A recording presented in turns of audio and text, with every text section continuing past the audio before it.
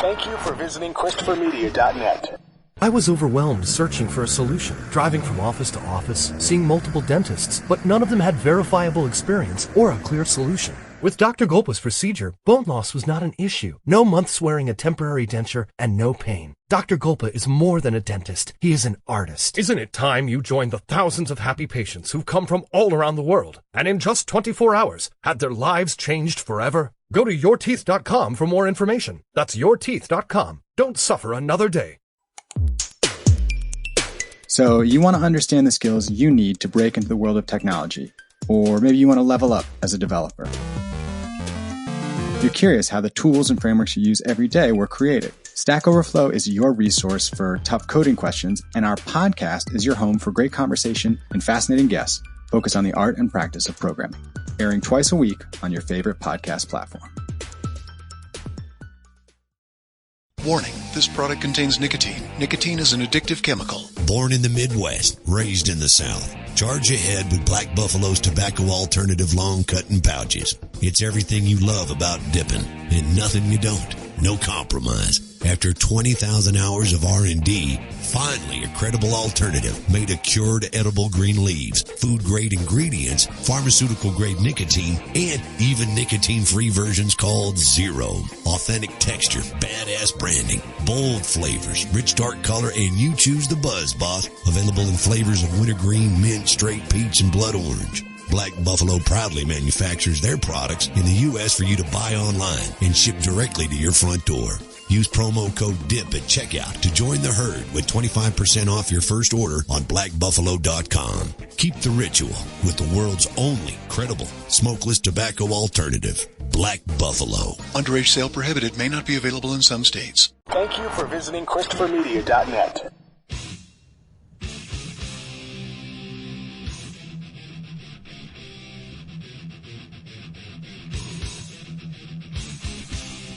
Welcome to Gen Exhausted. I'm Chris. I'm Rich. I'm Jess. And I need a TV show to tell me this song's fucking cool. Apparently this song's having a moment right now. It's like charted again. It's all in Stranger Things, apparently. Yeah, Yeah. Yeah, this and Kate Bush song and a few other things from back in the day. It's funny because I remember when people were giving people shit about this, like giving the millennial generation shit about discovering music via like Tony Hawk games and like Jackass and stuff like that, like music that was 25, 30 years old at the time. And now the millennials who were like, don't make fun of us, we can't help it, blah, blah, blah, are like, you don't know who Metallica and Kate Bush is? What the fuck? And I'm like, first of all, I'm like, okay, maybe Metallica, but Kate Bush, is that really big with millennials? I don't buy that. Kate Bush is barely big with people our age. That's what I'm saying. Kate Bush is big with almost like young boomers, old Gen Xers. Yeah. You know what I'm saying? Like, Kate Bush is like, God, Aaron would have kittens if he was here and he heard me say this. Kate Bush, for me, is like Leonard Cohen. I like her songs better, usually, when someone else does it. Kate Bush was old when we were young. No, she wasn't. She just looked it. Fucking life took the piss out of you when you were back then. We didn't have skin creams. No, and she's shit. been around since. Bro, she was like fucking like what, 25 in the mid 80s? Wasn't her first release in like the the late 70s? No, I don't think so. I think her first thinking about like 79. I thought her big moment started like in the mid 80s and ended like in the early 90s. Well, she's 63 now. So that would put her just like at the tail end of baby boomers, pretty much. What, she was born 64? Yeah, her first album came out in 1978. Or two things came out in 1978. How old was she then? Well, she was born in 58, so she was 20. Yeah. Okay. All right. I guess fair. I don't know, man. Yeah, you a young man looking back, you were looking back through a young man's eye. Like, she was like, what? Not even 30, dude. That's not old. Like, no, motherfucker, no, but I judge it by your first release. Like, to me, Talking Heads were old because their first release came out in like the mid to late 70s. Like, that's what I'm saying. I'm judging you by the age of your music career. So our new edition, like grandpa music, because their first album came out in like 81. Well, they were newer than Kate Bush. At least remember when their stuff came out. Kate Bush, like I was saying, Kate Bush was like, oh, this chick's been releasing music since before I was born. Well, here's the weird thing about Kate Bush. I don't know. I didn't know anyone who listened to Kate Bush growing up outside of the very weird people who listen to music that no one else listened to. and they listen to it by themselves in a corner somewhere. Like, but Metallica, that's a completely different story. I kind of agree with, like, come on, you guys, Master of Puppets, one of the most famous pre-Black Album Metallica tracks, probably, if not for the song One, the most famous pre-Black Album Metallica track. It was in Old School. It's been in fucking a bunch of movies and TV shows. It's been in commercials. So every time I hear about, if you tell anybody about this, I'll fucking kill you. Yeah. No, I'm just kidding. Well, I'm home my dinner. And he just grabs the fucking bag of chips. He's like, oh, thanks for the snacks. But anyway. Well, and any Metallica fan who's worth their salt, you ask them what their favorite album is, they tell you this one. They tell you anything other than this one, they're suspect. Yeah, my favorite album's Load. You're not a Metallica fan. Get the fuck out of here. I love S&M. You're not a Metallica fan. I'm trying to think, like, it seems like of the old fans, it's either Master of Puppets for the people who really prefer Cliff-era Metallica and the people who like the stuff that they were still fucking using of Mustaine's, because there was like one or two remnants of it on Ride the Lightning. Either like Kill 'Em All or Ride the Lightning the best. So it's like, because Mechanics and Four Horsemen are the same fucking song. Yes. I mean, literally the exact same fucking song, just different lyrics. Just sped up. Mechanics is way faster than fucking Four Horsemen. But yeah. So, like, that's, like, I mean, still, any Metallica fan's like, I'm a real Metallica fan. What's your favorite album? Wait a minute, what was it? Saint Anger. Like, dude, no, they're not. Even if you can defend a few songs on that album, which I will, I won't defend them as good songs. They're not good. I just enjoy them. But I also enjoy, like, Reanimator, a horrible fucking B movie from the 80s horror shit. You know what I'm saying? Like, just because you enjoy something doesn't make it good, like, objectively. But that's my favorite Metallica album. Yeah, you're not a Metallica fan. So like you're not an old Metallica fan. There's no way you can, like, objectively think that's good music compared to old Metallica. I'll tell you, 43 years old and however many albums they're in, that I will tell you. I'm going to ask you what's your favorite Metallica album. I will still tell them to this day, Master of Puppets. Just push play. That's all you need to do. See you in 50 minutes. Well, it's funny because, you know, I was, 9 when that album come out, and Metallica was infamous with my friends who had older siblings because of the Metallica T-shirts. The one Metallica shirt that made the rounds around school at those times was the infamous Metal Up Your Ass. Oh, yeah. That had, like, the skull with the dagger coming out of the toilet, and it said, Metallica, Metal Up Your Ass. Mm-hmm. And, of course, you know, you'd wear that to school, and all hell would break loose, and you know. Get sent to the office. They did, yeah. So, like, it was, like, a big thing. Like, you know, no one can listen to Metallica. And here's the thing. I don't think I would have discovered Metallica and been as fucking much in such a hurry to listen to them if they hadn't made it forbidden after that. So, I guess, thanks to a bunch of knee-jerk reactionaries for helping me get some good metal taste at 9 years old. Right? Because I clearly remember listening to Master of Puppets in 1986. I had just got back from spending the summer with my dad, and that was summer of 86. Dad was rocking? No, my dad didn't listen. No, I heard it, like, in Florida, though. It was kind of looking back, it was probably the Metalhead and Burnout soundtrack of that summer. Because it came out in the spring, didn't it? Yeah, and Cliff died in the fall on the tour. So, because he died in 86. And that album came out in 86. I found this album about 5 years after it came out. Because when it came out, I was like 7.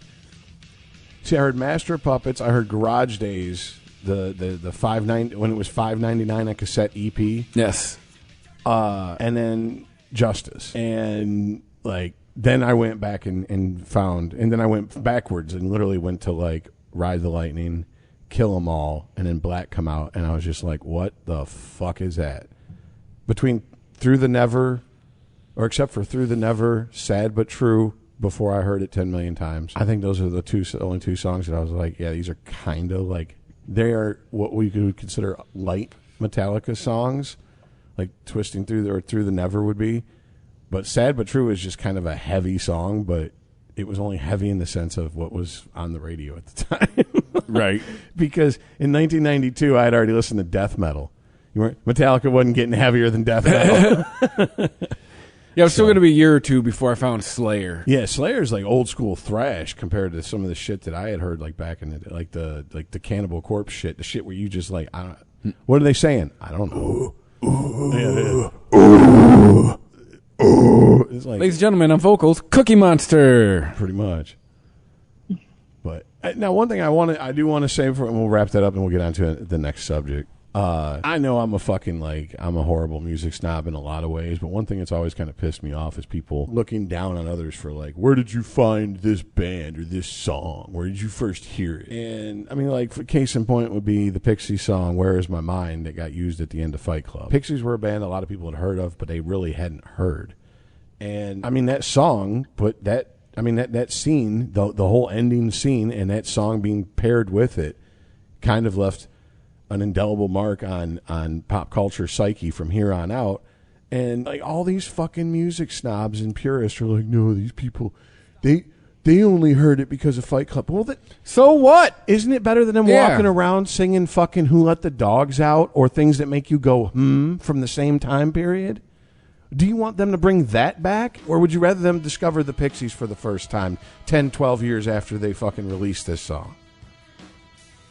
But no, but that was a Gen X thing. Like we gotta own that. That for some reason Gen X was the whole, and I feel like we were probably the last the whole like the hipster. I heard it. You had to be first.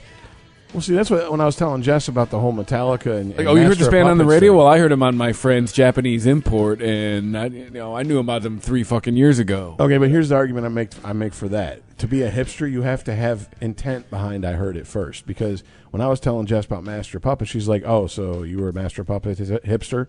You heard it when you were 9, so you heard it first before anybody? And I'm like, no, I didn't say that in a hipster way, like whatsoever. And I don't mean it in a hipster way because I wasn't listening with the intent of, I'm listening to something before anybody else.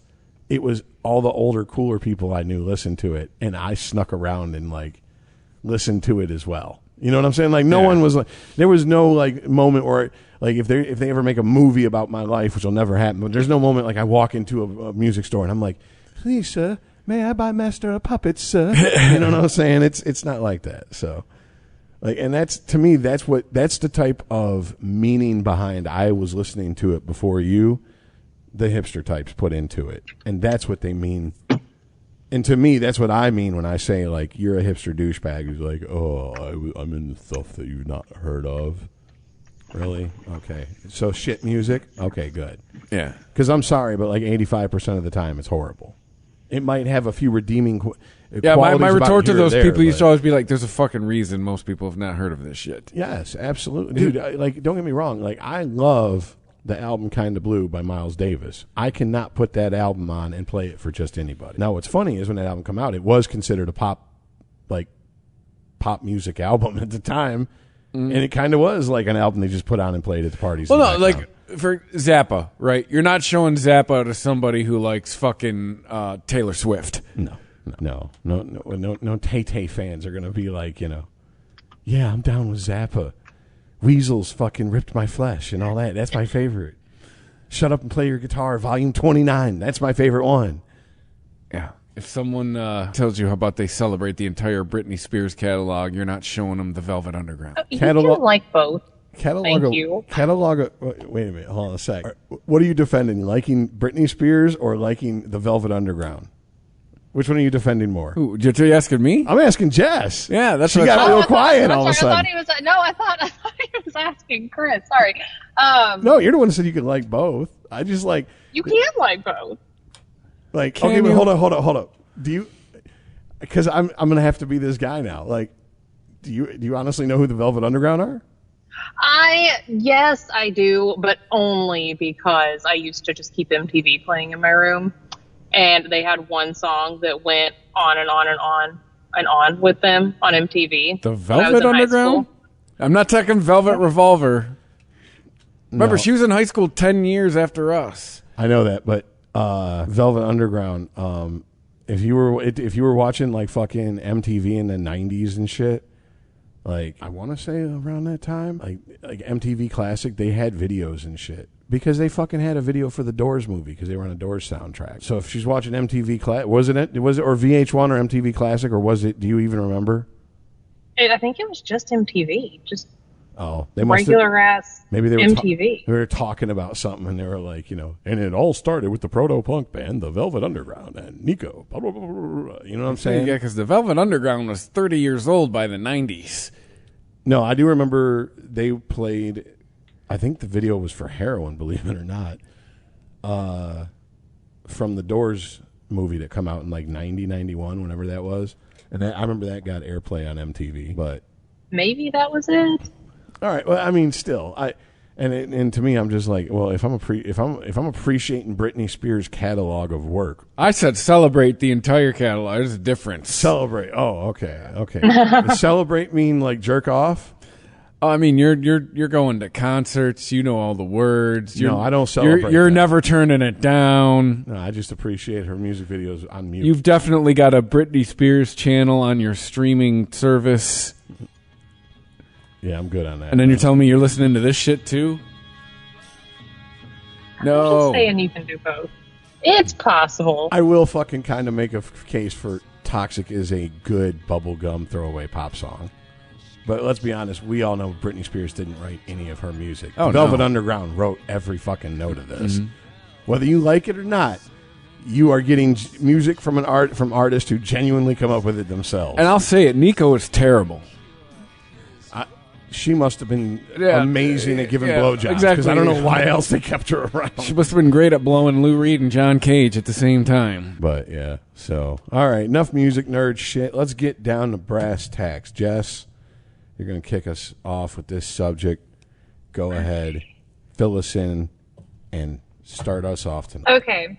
So, I had an experience last week where I went in to watch, just to where my kids were, and they were watching a TV show. And in our house, we're only allowed to watch, like, MTV Kids, right? Or not MTV, Jesus, listen to me now. Netflix Kids. That's just everything that we've seen on there has been very age appropriate. There hasn't been anything that I've seen on there that has been anything too much. I mean, it's just a bunch of cartoons. And ages of your kids, to give context for people?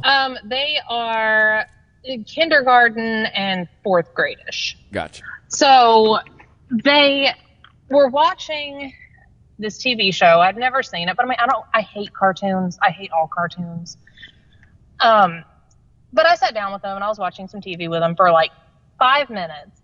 And in these 5 minutes, it captured my interest a little bit because there was a dog who, opened up a spell book and started casting spells on this other kid. You didn't know who the kid was that he was casting spells on yet. And it was to possess the kid. I'm like, what in the hell are y'all watching? And then it pans to a different scene, and these kids are at this theme park. And they're talking about, this one kid was talking about how he just really wants his crush to like him. Like he really, really, really likes his crush. Likes him. And that he can't act like himself, and that's why he needs to be possessed. And, again, I'm just kind of like side-eyeing this whole time. And then it shows this kid, and the kid who was talking about liking his crush was this blue-haired little boy. And then the next scene is him standing in line with what we later figure out is his crush, that's another boy, throwing himself all over this boy. And I'm like, hey, have y'all seen the new Zig and Shark? Zig and Shark put out a new episode. So I go and we deflect, we turn that off and we turn something else on. I don't make like a deal about it because I don't really want them to pick up on anything with that. And so I go and look this show up because I'm like, maybe I'm just like, maybe there's context to this here. And the context to it is that and they were on episode 6 whenever I walked into this. In episode 2, the whole episode is about the blue-haired boy coming out as trans and the struggles he's going through. And this TV show is rated Y7, so youth 7. And we are putting trans and the struggles of a trans kid that we are now catering to 7-year-olds. And I know that this probably shouldn't shock me that much, just in light of like Pride Month and everything, and all the videos we were seeing of, you know, kids being at these Pride parades and the things that were happening. But this is on Netflix Kids. Well, I mean, Netflix has a bad track record when it comes, especially the last couple of years, when it comes to kids and what's appropriate and what's not. Like that Cuties movie that they put out during the pandemic that I believe was initially rated either Y7 or like teenage, like maybe 12 or something like that. And of course, I mean that was what, like, those kids were supposed to be like what, 10, 11, those girls in that movie, and they're like twerking and you know, basically fucking booty dancing through the whole fucking movie. It's a pedophile wet dream. And you know, immediately the backlash starts. Netflix goes, "Oh shit," changes the rating. And it's like, do you not know that people can screenshot shit? Right. Like, that doesn't do any, like, it's once you put it out on the internet, and now that there's a backlash to it, it's been screenshot more times than a fucking nip slip on a fucking, you know, celebrity. Believe me, it's out, the cat's out the bag. There's no getting it back in. But this is just interesting because this is how I equate these type of cartoons aimed at kids. Did you ever hear of a cartoon series, Chris, when you were younger called VeggieTales? Yes. Okay. Now, were you aware it's like, it has like very like strong Christian roots? I recall hearing stuff about this. Okay, because it was marketed as secular and in the secular and religious circles. And I happened to work at Toys R Us at the time. And I remember the backlash because it was like, you're trying to backdoor your religious bullshit and brainwash my kid with it via this cartoon. I don't want this. And it's like, okay, well, if that's how you feel about that, once again, why does no one feel this way about this? And it's we know why. We know why. Because we know who's running Hollywood. I mean, that's all there is to it. And for whatever reason, there's a vested interest in creating the myth of trans kids being like an epidemic in this country. And it's not. It's just not. Period. End of fucking story. There's a lot of bullshit. Children are mimics. Exactly. There's a lot of transsexuals, but there's not a lot of transsexuals.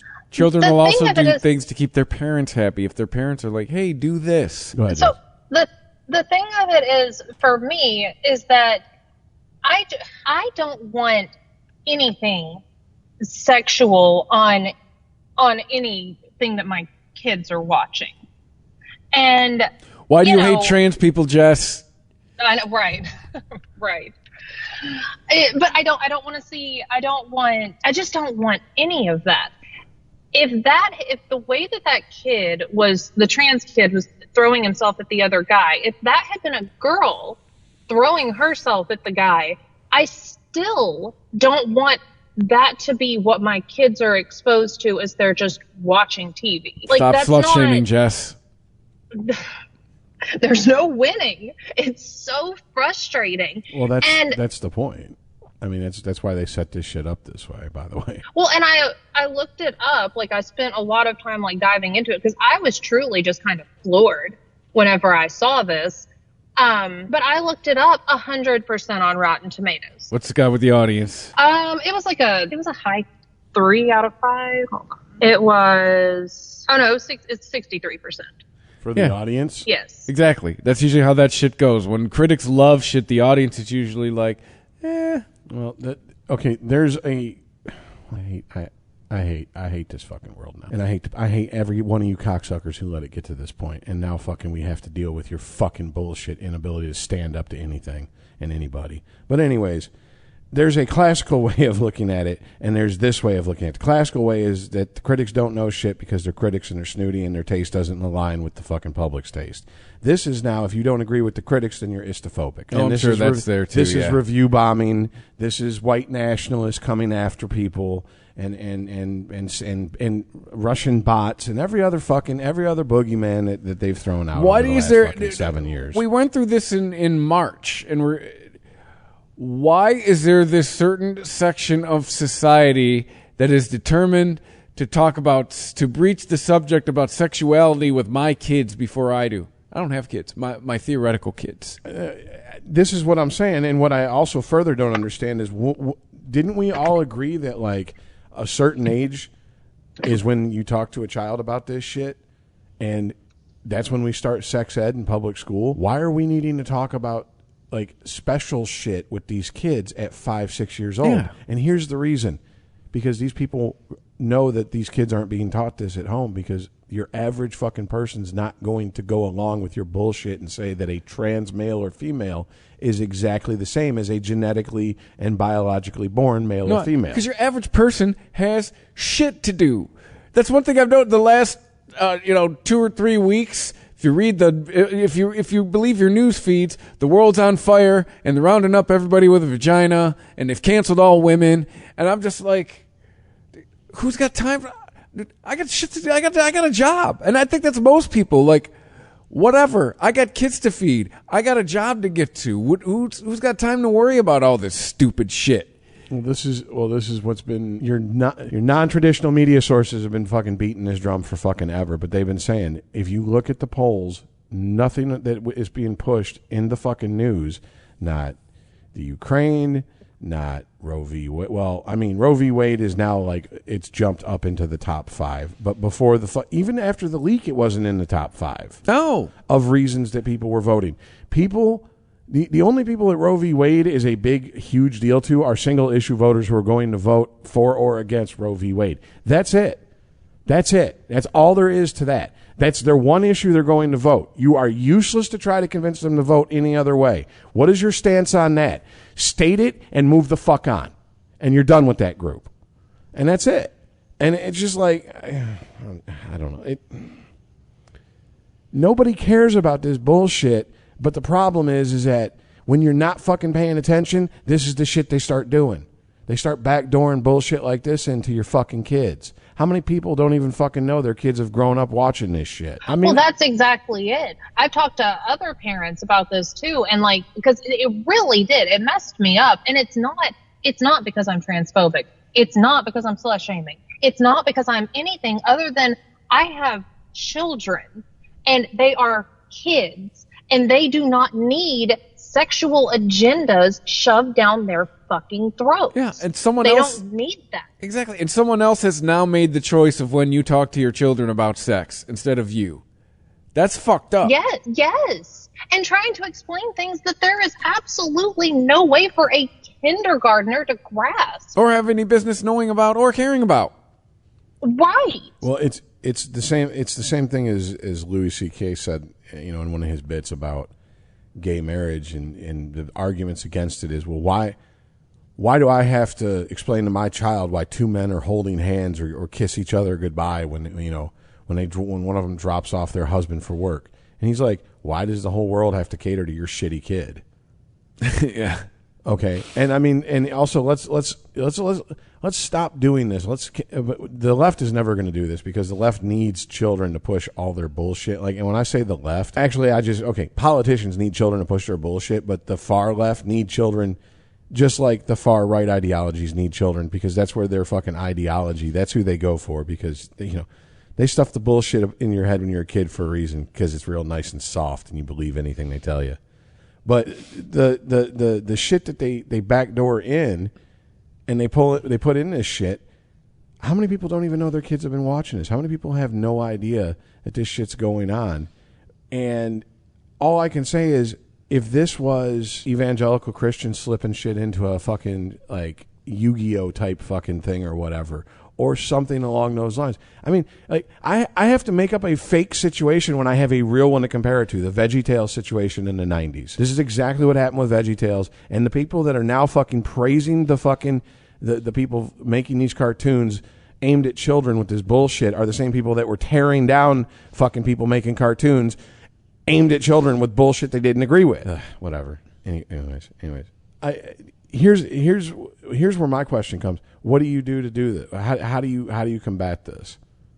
Because in today's world, all it takes is the first kid in your fucking kid's class to get a fucking smartphone, and it's game over. It's game over. I don't know. I do not have the answer. We're just kind of like bracing ourselves for having to start answering these hard questions. But it's a conversation my husband and I have often of how do you dumb this down to a single digits age child. There's shit about it I still don't understand. How do I explain this stuff to them? And we don't have an answer for it. I mean, whatever happened to, I'll tell you when you're older. That should buy you some time. Well, because it would if it wasn't for the internet. Okay, Mom and Dad don't want to talk to me about it. I'll just go look it up, I guess. Bingo. Oh, that's yeah. why I said, dude, the minute the first kid in their class gets a smartphone, it's game over. Your influence as a parent just stopped. The world now has your child, and that's just all there is to it. You may get a couple of years out of a really good and obedient child who's like fearful of the world and listens to their parents, but the willful fucking children, which are all of them for the most part, yeah, they're going to tell you to go fuck yourself, and they're not going to give a fuck. This is how come my buddy has an 8-year-old running around talking about cock and ball torture. What? Yeah. Older kids in school with smartphones. Keep an eye on that kid. Older kids with phones with smartphones in his school have been running around fucking showing kids all this shit, and it was like a big thing for a second. And when he talked to me about it, I'm just like, what can you do, man? To me, why the fuck do you have children with a smartphone in school anyways? Well, what if parents need to get hold of them? Then they call the office and we send a runner down from the office to the fucking classroom to get your kid. Guess what? Went through my entire school career without cell phones. If something happened to me, my parents found out. Yeah, it's not like a lot of times they called my parents on things that I did. This isn't like your kid is out playing in the middle of nowhere with no way to get hold of them, so they make sense for them to have a cell phone. They're in you know where they're at, you know where they're expected to be there between this time and this time, and there's adults watching them. Okay, do we really need to have 10-year-olds running around with smartphones? Really? I say no, but apparently parents have decided I need to get a hold of my child. Call the office. Parents have decided that it's easier to let a screen raise their kid than them to raise their kid. So fuck it, give 10-year-old cell phones, and schools just go along with it, which is amazing to me. Yep. Well, again, it's the whole argument of if there's a shooter, they need to be able to get in contact with their parents if they're in some sort of lockdown or some sort of dangerous situation. No, they don't. That goes against that flies in the face of if a bunch of kids are hiding and they all got cell phones on them and all their parents are panicked and start ringing those cell phones, and the fucking shooter hears those cell phones rings, those kids are dead now. So why even don't we base this whole world on like, what if there's like a sub 1% chance of something happening, so everybody else must suffer and we must take this away because there's fucking retards in this world who might fucking stub their toe, so nothing can have fucking sharp corners anymore. Everything has to be nerfed and rounded off. Now all of a sudden, no, fuck it. You know why? Because it makes your job easier because you're a lazy, shitty fucking parent. So give that walking fucking cum sock a goddamn smartphone and get it the fuck over with.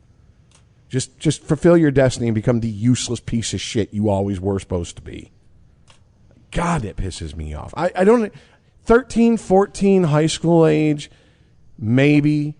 But a fucking 9, 10 years old walking around a smartphone, and the parents are going to sit here and invent bullshit scenarios that will never in a million fucking years happen that will require them to have a cell phone. And I'm just like, you're an idiot. Seriously. Walking cum sock, is that Native American? Yeah, they're part of the Wait and See tribe, which is an offshoot of the Fagawi tribe. They'd wander around until someone said, what the fuck are we? But yeah, anyways. So here's... Okay, look, here's where I when it comes to the I'm sorry, what is the name of this shitty cartoon that I refuse almost to memorize, but I'll try to, I'll write it down, so say it one more time. It's called Dead End Paranormal Park. And something that I did learn about this cartoon was that everyone who plays a voice for one of these characters, the trans kid is played by a trans man. Oh, thank God. Right, inclusion and representation. There is an autistic kid on there, and they might say neurodivergent, but from everything I was reading, it's an autistic kid that's on there who's played by someone who is neurodivergent. And just everyone who was on there was played by whatever minority they represent. They know their fucking drawings, right? That's what I always want to tell people like this. They're fucking drawings. It was so frustrating to read the reviews, and now it looks like some more parents have caught on to it, because that rating seemed really low whenever I just went and pulled up the Rotten Tomatoes rating. I remember being shocked at how many people loved it. And now in the last just couple days, I guess other parents have caught on to that their kids are watching this, because there's a lot of other really like dissatisfied reviews on Rotten Tomatoes from the audience. But when I was reading it, it was nothing but praise. I feel so seen. If only I had had a show like this whenever I was struggling as a child. Finally, some representation on cartoons for the LGBT community. Okay. And like, is there any doubt at this point that this shit is just pure narcissism? No. I mean, look, I don't give a fuck. Cancel me. Fucking do whatever the fuck you feel you need to do. Call me an istophobe. I just don't care anymore. The LGBT, whatever the fuck community, yeah, they got a big issue with narcissism, and they need to fucking deal with it, because I'm tired of it being everyone else's fucking problem. All right, I feel so seen. No one cares to see you, dipshit. You've done nothing worth being seen for. Who you stick your dick in, or you let stick a dick in you, does not define you as a human being. It's not a substitute for a personality. It's not a substitute for being a decent human being, okay? Get the fuck over yourself, move fuck on. Yeah, if you're boring and gay, you're still boring. You're just a boring fag. That's it. It's all the fuck you are, okay? And believe me, the first person to tell you that will be every other dude at the gay bar when you bore them with your bullshit. Oh, God. I mean, what else can it be? What else? I mean, what is this bullshit? Why? There was a running joke a few years ago that if aliens came to this planet and just looked at the media in America, they would think half of this planet's gay. And that's absolutely fucking true. And it's like, what are you talking about representation? When have you not been represented in the last 25, 30 fucking years? My so-called life, her best friend was gay. That's 30 years fucking old now. Okay? That was aimed at fucking preteens and teenagers back in the day. So that is an entire fucking generation. People that were watching that are now 50 fucking years old. They're old. They're boomers to these fucking douchebags who call everyone older than them, and they disagree with a boomer. So when have you not been seen? When have you not got your representation? It's never. It's bullshit. It's fucking horseshit. Well, it's not about just being gay now. Now it's that trans people aren't getting representation. Really? Have we talked about anything since the trans bathroom issue? Have we had a month go by in this country without that fucking some trans issue being beat to death in the press? I mean, how much press did they get out of fucking Caitlyn Jenner? Oh, a year and a half, easy. The Elliot Page. Yes, whatever the fuck. Yeah, they had to put an arc in Umbrella Academy about how that character's going trans. I mean, they're gonna try to ride that shit out. They're still fucking pulling up shit trying to get people because people were like, okay, we don't care. Like she, he, whatever the fuck is the preferred pronoun now, looked androgynous anyways. So now he just looks like an androgynous girl with short hair. That's it. Not a big deal. No, but that's what I'm saying. That's the problem. It's the whole, no, you have to care. This is the new criticism. It's not good enough to say, I don't care that you're gay. No, you have to care that I'm gay. You have to care that I'm trans. Why? You have to care that I'm queer or I'm non-binary. Mind ask you why. You don't care because that I'm it's straight. violence if you don't. It's violence if you don't. Then you need to care that I'm straight. If everyone's got to care about, but straight's normal, so no one cares about normal. If everybody's got to care about who we're fucking, then you got to care about everybody. Inclusion. Look it up. Well, apparently saying stuff like that is opening trans people up to violence because you're not acknowledging that they are real people and that it's a real gender. Yes. You are trans, whatever you transition to. That's why we put the modifier trans before male or female. Okay. And you know what? And I'll say it. I think half of your brethren below the age of 18 are full of shit. Trans people. If they're still trans when they're 30, I'm buying it. But the term transsexual didn't just fall out of the sky. This is the type of shit that's made me dead inside since we started doing this show. And like, I'm not even joking. I'm not saying that for a laugh. I know that people, no, I'm not laughing. Okay. I'm dead serious because I don't care anymore, because this is the type of shit to where It's never enough. Okay, I care. Okay, but you care in the wrong way. Now you got to care exactly how I want you to care, exactly how hard I want you to care, when I want you to care. No, fuck that. You know what? Now I don't care. Yeah. Now you literally just took an ally and created somebody who will walk and step over your dying body because I don't care about you anymore. Well, and truthfully, I don't care what you want to do. I don't. Like, I've said this to Rich recently. I don't want to be in charge of my own life. I certainly don't want to be in charge of yours.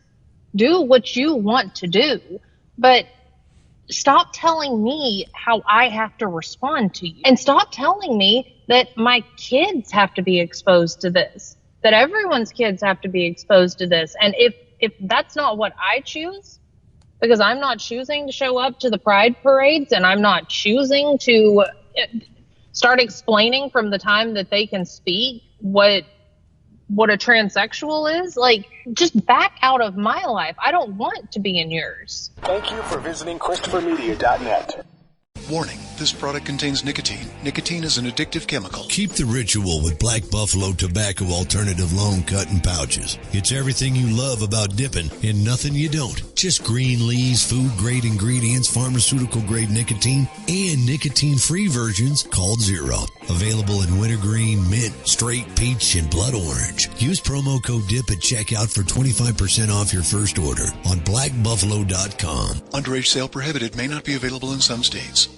Warning, this product contains nicotine. Nicotine is an addictive chemical. Born in the Midwest, raised in the South. Charge ahead with Black Buffalo's Tobacco Alternative Long Cut and Pouches. It's everything you love about dipping and nothing you don't. No compromise. After 20,000 hours of R&D, finally a credible alternative made of cured edible green leaves, food-grade ingredients, pharmaceutical-grade nicotine, and even nicotine-free versions called Zero. Authentic texture, badass branding, bold flavors, rich dark color, and you choose the buzz, boss. Available in flavors of wintergreen, mint, straight peach, and blood orange. Black Buffalo proudly manufactures their products in the U.S. for you to buy online and ship directly to your front door. Use promo code DIP at checkout to join the herd with 25% off your first order on blackbuffalo.com. Keep the ritual with the world's only credible smokeless tobacco alternative, Black Buffalo. Underage sale prohibited. May not be available in some states. Warning, this product contains nicotine. Nicotine is an addictive chemical. Keep the ritual with Black Buffalo Tobacco Alternative Long Cut and Pouches. It's everything you love about dipping and nothing you don't. Just green leaves, food-grade ingredients, pharmaceutical-grade nicotine, and nicotine-free versions called Zero. Available in wintergreen, mint, straight peach, and blood orange. Use promo code DIP at checkout for 25% off your first order on blackbuffalo.com. Underage sale prohibited. May not be available in some states. Warning, this product contains nicotine. Nicotine is an addictive chemical. Keep the ritual with Black Buffalo Tobacco Alternative Long Cut and Pouches. It's everything you love about dipping and nothing you don't. Just green leaves, food-grade ingredients, pharmaceutical-grade nicotine, and nicotine-free versions called Zero. Available in wintergreen, mint, straight peach, and blood orange. Use promo code DIP at checkout for 25% off your first order on blackbuffalo.com. Underage sale prohibited. May not be available in some states. It's the second big week of ShopRite's Can It Get Any Hotter sale. Unbelievably hot summer deals on favorite items throughout the store. This week, ShopRite Italian sausage is $1.99 per pound when you use your Price Plus card and coupon. Visit ShopRite.com and stock up today. It's summertime. The ShopRite Can It Get Any Hotter sale is on. Fill the grill, corn cobs, hot dogs, shish kebabs, and pump that picnic up. Chicken wing it, baked bean it, bust out those root beer floats. Go fruit salad, pasta salad, potato salad, all the salad. Summer is on sale. The Can It Get Any Hotter sale. Happening now at ShopRite. Don't wait. Visit ShopRite.com today for all your summer savings. Thank you for visiting ChristopherMedia.net.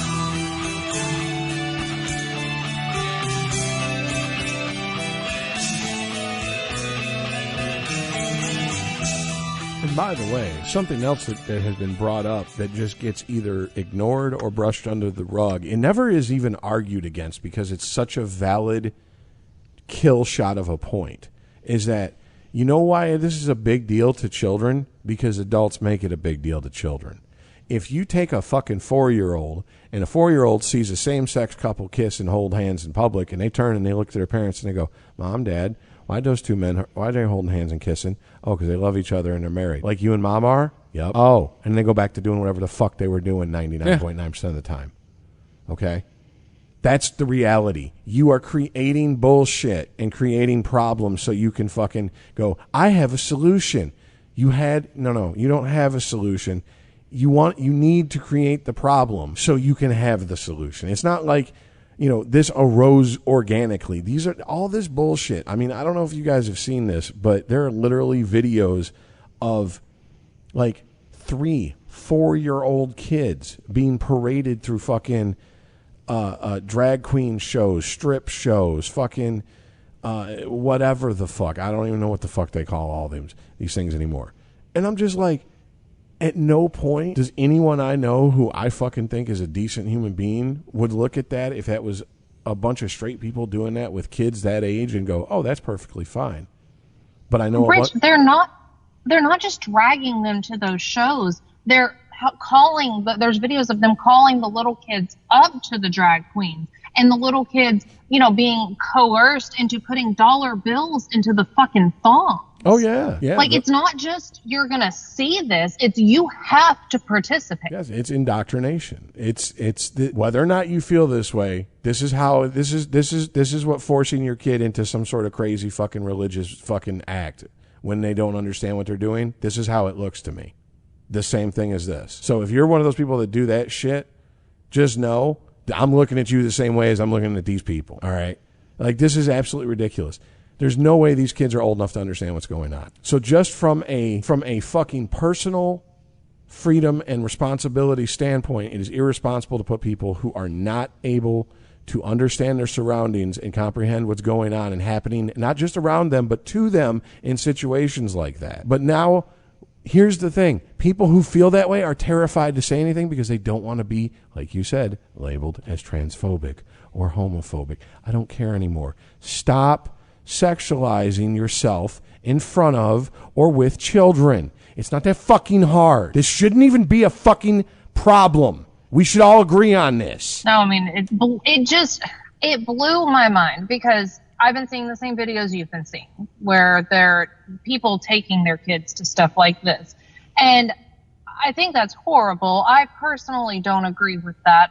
But also, I get to make the choice to not take my kid to that. So I don't, and that's fine. And, that should be where it stops. But putting something like this on Netflix Kids, where most of the parents I know let their kids watch Netflix Kids without supervising and hovering over them and making sure that they're not getting, any sort of indoctrination at all. Absolutely. And now it's it's being broadcasted into every house that pays the $20 a month or gets a password from somebody. I mean, I guess to play devil's advocate, if you really just want to just be just complete asshole devil's advocate, you can say, well, at least Netflix is fucking consistent in their fucking ruthless capitalism because they piss off the woke flakes just as much as they piss off the conservatives with the shit they put out because they still haven't taken down any of that fucking Dave Chappelle shit. Nope. And they fucking were just flat out. They told their own employees, if you got a problem with it because you're a fucking LGBTQ community member, whatever the fuck, that's a you problem. Yeah, they're like, maybe you shouldn't work here. Yeah. So either figure it out or stop collecting a check from us. So, I mean, at least there's some sort of fucking consistency. I won't say moral consistency, but financial consistency. As long as my profits are going up, that's all we care about. So you at least know where Netflix is coming from. Now, the problem is that kind of ruthless capitalism will will encourage people to hire people who want to get in there and push their bullshit agendas. And then now we get what we have going on here. And here's the thing. For every person listening to us talk about this who's outraged, there's probably the same amount of people who would listen to it and be fucking inspired, brought to the point of tears. I know. I might know some of those people in real life. I'm not exaggerating either. So, to me, this is just the perfect example of when people go, the culture war is stupid. There's no reason for it. Why are we talking about it? Because this is what happens when you ignore it. This is what happens when you're not paying attention. And by the way, when you weren't paying attention in the 80s, that's when the satanic panic bullshit creeped up. And those morons got so fucking far up their own ass, they actually thought heavy metal bands were putting out records with subliminal message for their fans to kill themselves. Because they got tired of blowjobs, cocaine, and money. I don't get tired of that. Well, it's like the old Bill Hicks, Nigel, I can't take it anymore. It's just every fucking day, just blowjobs, cocaine, hookers. We have to stop selling records. Put backmasking subliminal messages for our fans to kill themselves. You know? That's the only way to stop this. We could retire. No, Nigel, they have to die. Just fuck off. You know what I'm saying? Like, this is what happens when ideological fucking zealots get to be able to run free. All right? So, don't let them fucking do it. Be aware of it. What's really scary, though, honestly, is the fact that, like, look, I don't really care. I mean, like I said, if this was once kids reach the age where they're going to start teaching them sex ed in public school, pretty much you have to accept whether you want to or not. If your kid's in public school, they're going to hear everything, whether you want them to or not. So you at that point, you either put them in private school, you homeschool them, or I guess in some states you can still actually like have your kids sit out sex ed, which is like... Oh, I mean, you could, at least the school I went to, that was almost 30 years ago. I know, but you had to sign a permission slip. Everyone had to sign a permission slip to go to that class. Not me, not even in Florida. I got sex ed here and in Florida. Different ages. Here, it was like it was like the conversation's happening, sign a permission slip if you're going to be there. All right. Go home. Sign this. I kind of felt like a pimp because I'd already went through sex ed up here in Michigan. And I moved to Florida, and we like volunteering. Hey, if you need any help, I already know. I could be an assistant. Meanwhile, teachers probably like, future sex offender right there. No, keep an eye on this one. Yeah, we don't need you to help us with the sex ed demonstration. To make sure we never see him alone with any of the girls on the playground. Okay, I used to have a coworker who is a phys ed / health teacher right now. And part of her training to go into that field and do that full time was she had to, be a teacher's assistant and et cetera for so long. And so she would talk about in health class that she has to, one of her jobs is to demonstrate to all the children how to properly put on condoms. And I'm like, what are you using? And she's like, oh, just cucumbers, blah, blah, blah. And I'm like, okay, but cucumber, how big? And she's like, oh, I don't know. And I worked with her in a restaurant, and she grabs, and she's like, it's about the average size one we use. And I'm like, okay, first of all, what do you get, black eyes? Yeah. I'm like, you're setting up a whole generation of people for disappointment. I'm just saying. A lot of girls in that class are going to be disappointed. A lot of gay guys in that class are going to be disappointed. I was looking to get my guts rearranged. That's just tickling my prostate. Yeah. That ain't shit back there. That's all you got? Call you short stroke daddy. But what is this gherkin? But I'm just like, okay, so you're teaching, high school kids how to put on rubber? She's like, no. And this is like, what, grade 7 or 8? So would that be middle school? Yeah. Okay. Yes. Which it's like, I guess, but it's like, isn't that a little graphic to show them at that age? Yes, and I mean, that's about the time people started talking about getting blowjobs. It's about the time kids started messing with each other. It was like 7th and 8th grade. Not me. I say that shit till high school because I'm respectable. Not really.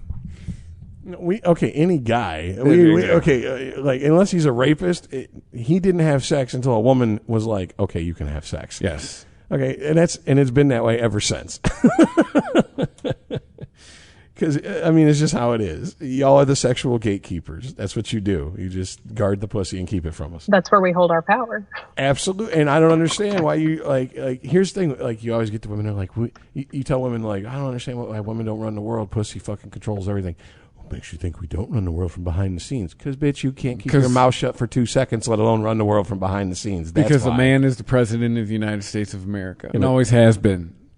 At this point, dude... Your pussy don't have that much power. Hold on. 200 plus years, no woman president yet. 50% of our last 4 presidents have been just fucking absolute puppet presidents. So you're not really fucking helping your argument there. I don't think it mattered who was in power with Bush and puppet presidents Biden. with penises. Just saying. It doesn't. I mean, who? Condoleezza Rice could have been running the country. Who the fuck knows?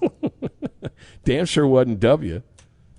But anyways, so well, here's one of the things that I wanted to say to wrap this up on this subject that I found funny was there's a quote going around the internet. I'm not sure it's being credited to Dave Chappelle. It's one of those things. It could have been him that said it. It could have been anybody else. Who the fuck knows? But it's basically I'll paraphrase. It's if your gender or sexual orientation requires complete strangers to go along with stuff you've made up, like you have no right to expect that. It's basically, that's the essence of the comment. And it's amazing because it's the same people who are now arguing we have to respect all this bullshit that we hear. Some of this shit is literally being made up as they fucking go. I mean, on the spot. I'm not even exaggerating.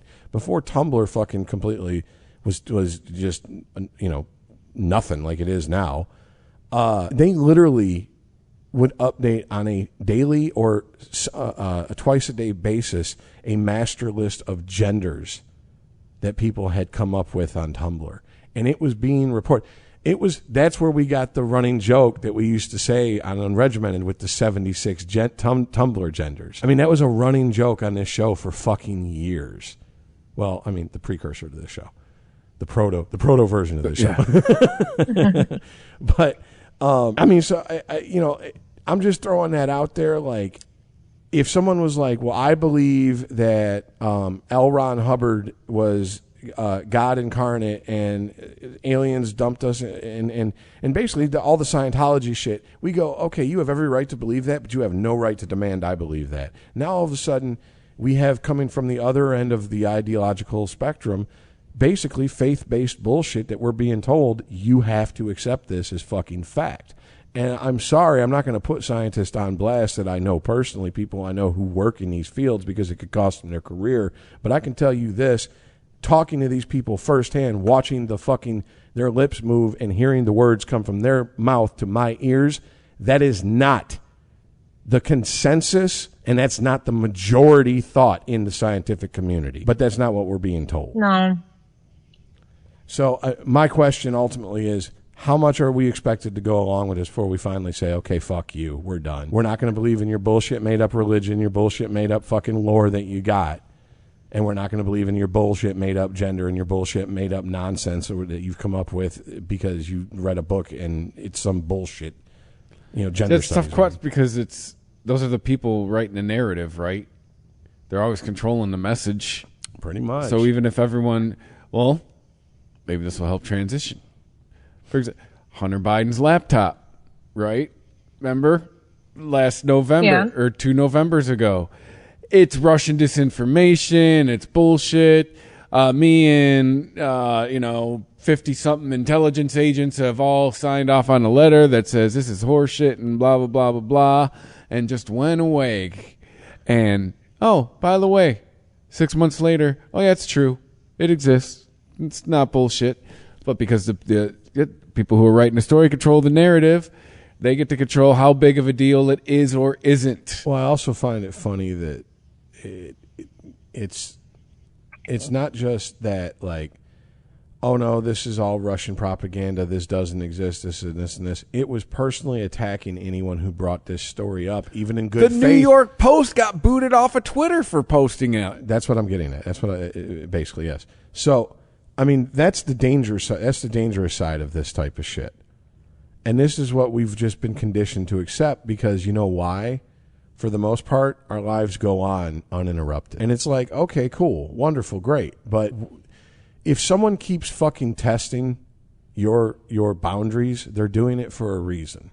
And I don't understand why people... If someone was doing it to you physically, face to face, you would very rightfully so get very annoyed or possibly get physically violent with them to resist them in a very short period of time. But when it doesn't happen in that type of situation, we just go, whatever, we don't care.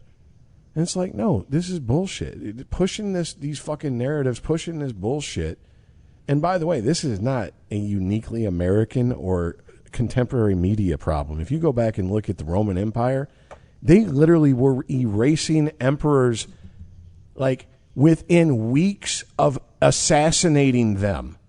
They were erasing them from history, tearing down their statues, removing all public fucking mentions of them, removing their name from books. What does that fucking sound like, folks? Sounds like a certain group of people that went and did that shit for the last fucking, 7, 8 years now? Anything they don't like that's it's historically based, let's get rid of? Yeah. Well, the Romans perfected it, like they did so many other things about an empire that will be its own fucking worst enemy and create and be the reason for its own undoing in the end. And we're not even trying to blaze a trail. We're just step for step right into their fucking footprints. And like we're watching it. This shit is rewriting reality in real time in front of you, and it's happening because too many people won't go, no, wait a minute. No, this is bullshit. You may be a trans man, you may be a trans woman, but you are not the same as a biological man or woman, and I'm fucking tired of being told that I'm this for not agreeing with that. I have feelings. I just can't find words to put to them. It doesn't have to be, by the way, I just want to say something real quick. It doesn't have to be trans either. It's just because we were talking about trans. That's surface level in my mind. It could be any issue. We're being fucking, they're pissing on our leg and telling us and it's raining about. It's because of what we've talked about before with the whole social media algorithm and the censoring of the quote unquote hate speech whenever you're talking about like, no, biological women are not, or trans women are not the same as biological women. That gets flagged as hate speech. It's gone. It's taken down. So the ones that do get through, the ones that slip through the cracks, and the people that are able to see before it gets taken down, they're not able to go on there on any level of social media and see that there are other people that also feel the same way that they feel. Oh, did you? Speaking of the mob taking you down, I put this in the chat. Did you guys see that Army general who got when he suspended from his post because of a response he had to one of Joe Biden's tweets? She tweeted about Roe v. Wade or whatever, like today, something like a shitty day for women, or women there have had their rights stolen or whatever, and this and that. And all he responded with was, glad you finally figured out what a woman was, which I thought was a fucking great response. Right. And now he's been suspended from his job and all. Like, really? Yep. Because that's the whole, that's the whole narrative behind it. To paraphrase Adam Carolla, to the cornfields with you. You got to go. But the issue is that doing things like that and taking away people's careers, it makes people more hesitant to stand up and say something like that because, well, what about my career? What if this gets back to my work? What if my job goes woke? What if my family sees this and I'm not invited to Thanksgiving? Like, Jill Biden called a bunch of Latino people tacos this week. She still gets to keep her job? That was funny. By the way, this could have been a topic all of its own, but we don't need to get lost in the fucking minutia of it. But look up polls for non-white voters and look at the fucking mass exodus from the Democratic Party. I read that article last night. Oh, yes. And it's not just Latinos. It's more than Latinos at this point. So they can stop beating that tired ass. We can put that bitchy baby to bed. Yeah, and it's fun. And now all of a sudden, college-age white people are voting Democrat. College-educated white people are voting. And I had this thought, and it's glad we're on it. When we were kids, weren't all the working class people Democrats? It is definitely flipped now. Yeah. What is that?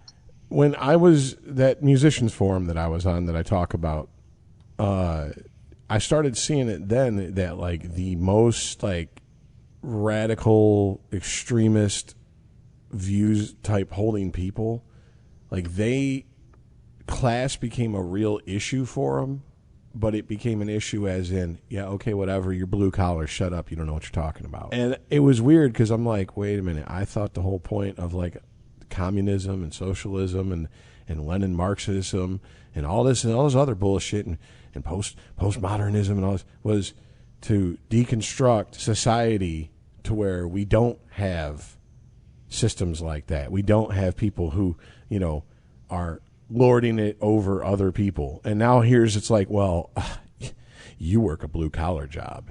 You work with your hands. You work in HVAC. You're an electrician. You're beneath me. And it's like, dude, you understand, Mr. IT man, that your job doesn't exist without that electrician, right? Mm-hmm. And also, Mr. IT man, your server room cooks itself within fucking a day if they don't have fucking air conditioning running in that bitch. You know that too, right? Yeah. Yeah. So I don't understand where it comes from. I don't understand the ideology. The only thing I can think of is that it's very simply we're looking down on the white trash, and that's it. They equate working class with white trash. And it's like, okay, cool. Oh. So now you understand when people. I don't understand how people can be racist. How some white person can look at a black person and associate them with criminals. I don't know. How do you look at white people and associate them who are blue collar and associate them with white trash? Mm-hmm. And what I find funny is, at least in 2022, a lot of these tradespeople are earning you. Oh, absolutely. Especially HVAC, shit like that. Electricians, plumbers, fitters. Dude, oh, yeah. Dude, we work a lot with my job that I've got now, / business that, I had to throw that in there. Yeah. There's child guys out there that are making 6 figures a year. They can charge what they want. They can show up when they want. They can tell you when they're working, when they're not. Yeah, that's what they can be dicks who don't call you back, and you'll still give them work.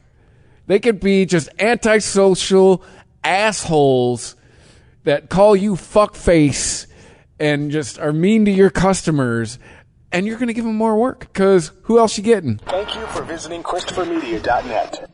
Warning, this product contains nicotine. Nicotine is an addictive chemical. Keep the ritual with Black Buffalo Tobacco Alternative Long Cut and Pouches. It's everything you love about dipping and nothing you don't. Just green leaves, food-grade ingredients, pharmaceutical-grade nicotine, and nicotine-free versions called Zero. Available in wintergreen, mint, straight peach, and blood orange. Use promo code DIP at checkout for 25% off your first order on blackbuffalo.com. Underage sale prohibited. May not be available in some states. Mary redeemed a $50,000 cash prize playing Chumba Casino online. I was only playing for fun, so winning was a dream come true. Chumba Casino is America's favorite free online social casino. You, too, could have the chance to win life-changing cash prizes. Absolutely anybody could be like Mary. Be like Mary. Log on to ChumbaCasino.com and play for free now. No purchase necessary. Void where prohibited by law. 18 plus terms and conditions apply. See website for details. The voice in the preceding commercial was not the actual voice of the winner. There's a highway that stretches across the 93 days of summer, where worship isn't offered to the sun, but to the smoking tire, the S-curve, and the spin turn. And if you ride it, make sure you do it in a Dodge Charger, Challenger, or Durango. Because on this highway, the lines being blurred are the ones between drivers and demons. Welcome to Highway 93. Dodge is a registered trademark. Other banks go out of their way to make redeeming credit card rewards needlessly complicated, like how they require minimums or force you to use your rewards before reaching some arbitrary expiration date. But Discover isn't like that. With Discover, you can redeem your rewards for cash in any amount at any time, so you'll never have to jump through hoops. Unless you're like a trapezist, then by all means, go right ahead. Learn more at discover.com/redeem rewards. Terms apply. Thank you for visiting ChristopherMedia.net.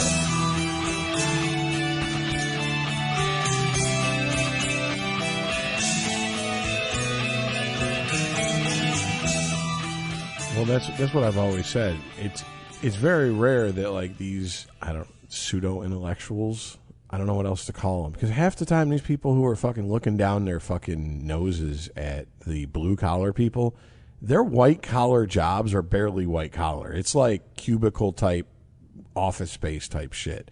It's like, dude, you were basically just a monkey inputting information via a keyboard all day and mouse. That's it. Like that. Like an electrician, it takes knowledge, because if you fuck up, you die. Yes, it's that fucking simple. There is no reset. There is no how many levels of undo do I have, God? No, you fried yourself, motherfucker. You're dead. Yeah. And you're going to hell because the right religion, Mormonism. Damn it. I know. The one that says you can fuck a bunch of bitches. Oh, that's an old South Park gag. When they all die and they go to heaven, and Oh, yeah. everyone's like, okay, all the Mormons step forward, and they're like, oh, they're going to get it now. Okay, you can go in. You guys got it right. Everybody else, sorry, you got to go to hell. Wait, Mormons had it right? All right, so the Hunter Biden hacks. Okay, this whole conversation and everything I'm about to say and bring up is blanketed with the word allegedly. Let's just get that out the way. We've talked about on this show 4chan, and just in case for the uninitiated, a very quick thing, 4chan sites are image board sites, and that's just a fancy way of saying people post pictures on them.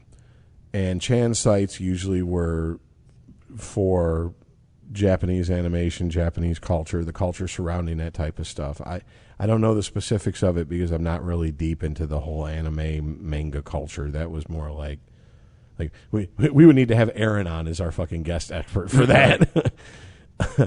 And I'd be like, here, you use your laptop to look this stuff up.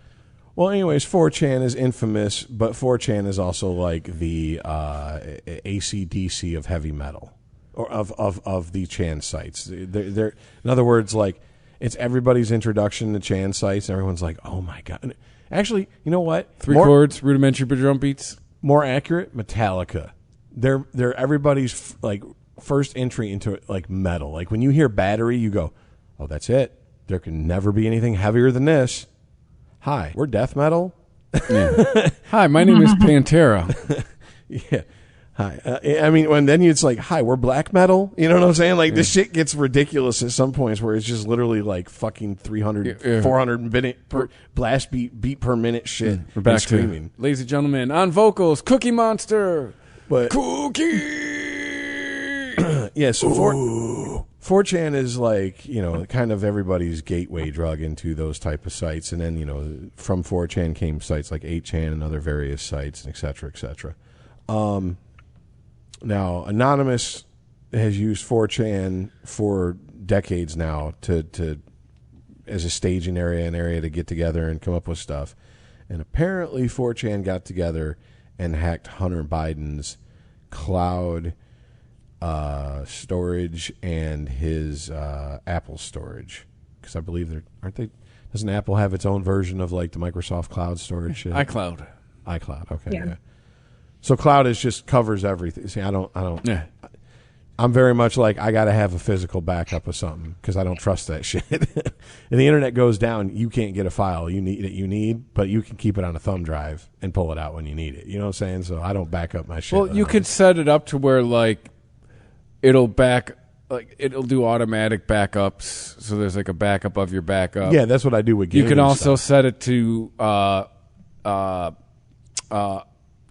what's the word I'm looking for? Not backup, but like every day to make sure like the current version of everything that it updates your phone every day. So in case you lose like the backup, like you could hook your phone up and then put everything on your phone back into your cloud, and then you got like there's ways around it. Well, I mean, don't get me wrong. A lot of it's just because I don't feel like learning a new things. I don't have that much of a need for it to learn it right now. Like eventually the need will fucking introduce itself, and I'll probably have to learn it, and it'll become just like a smartphone is an extension of the day-to-day life now for us.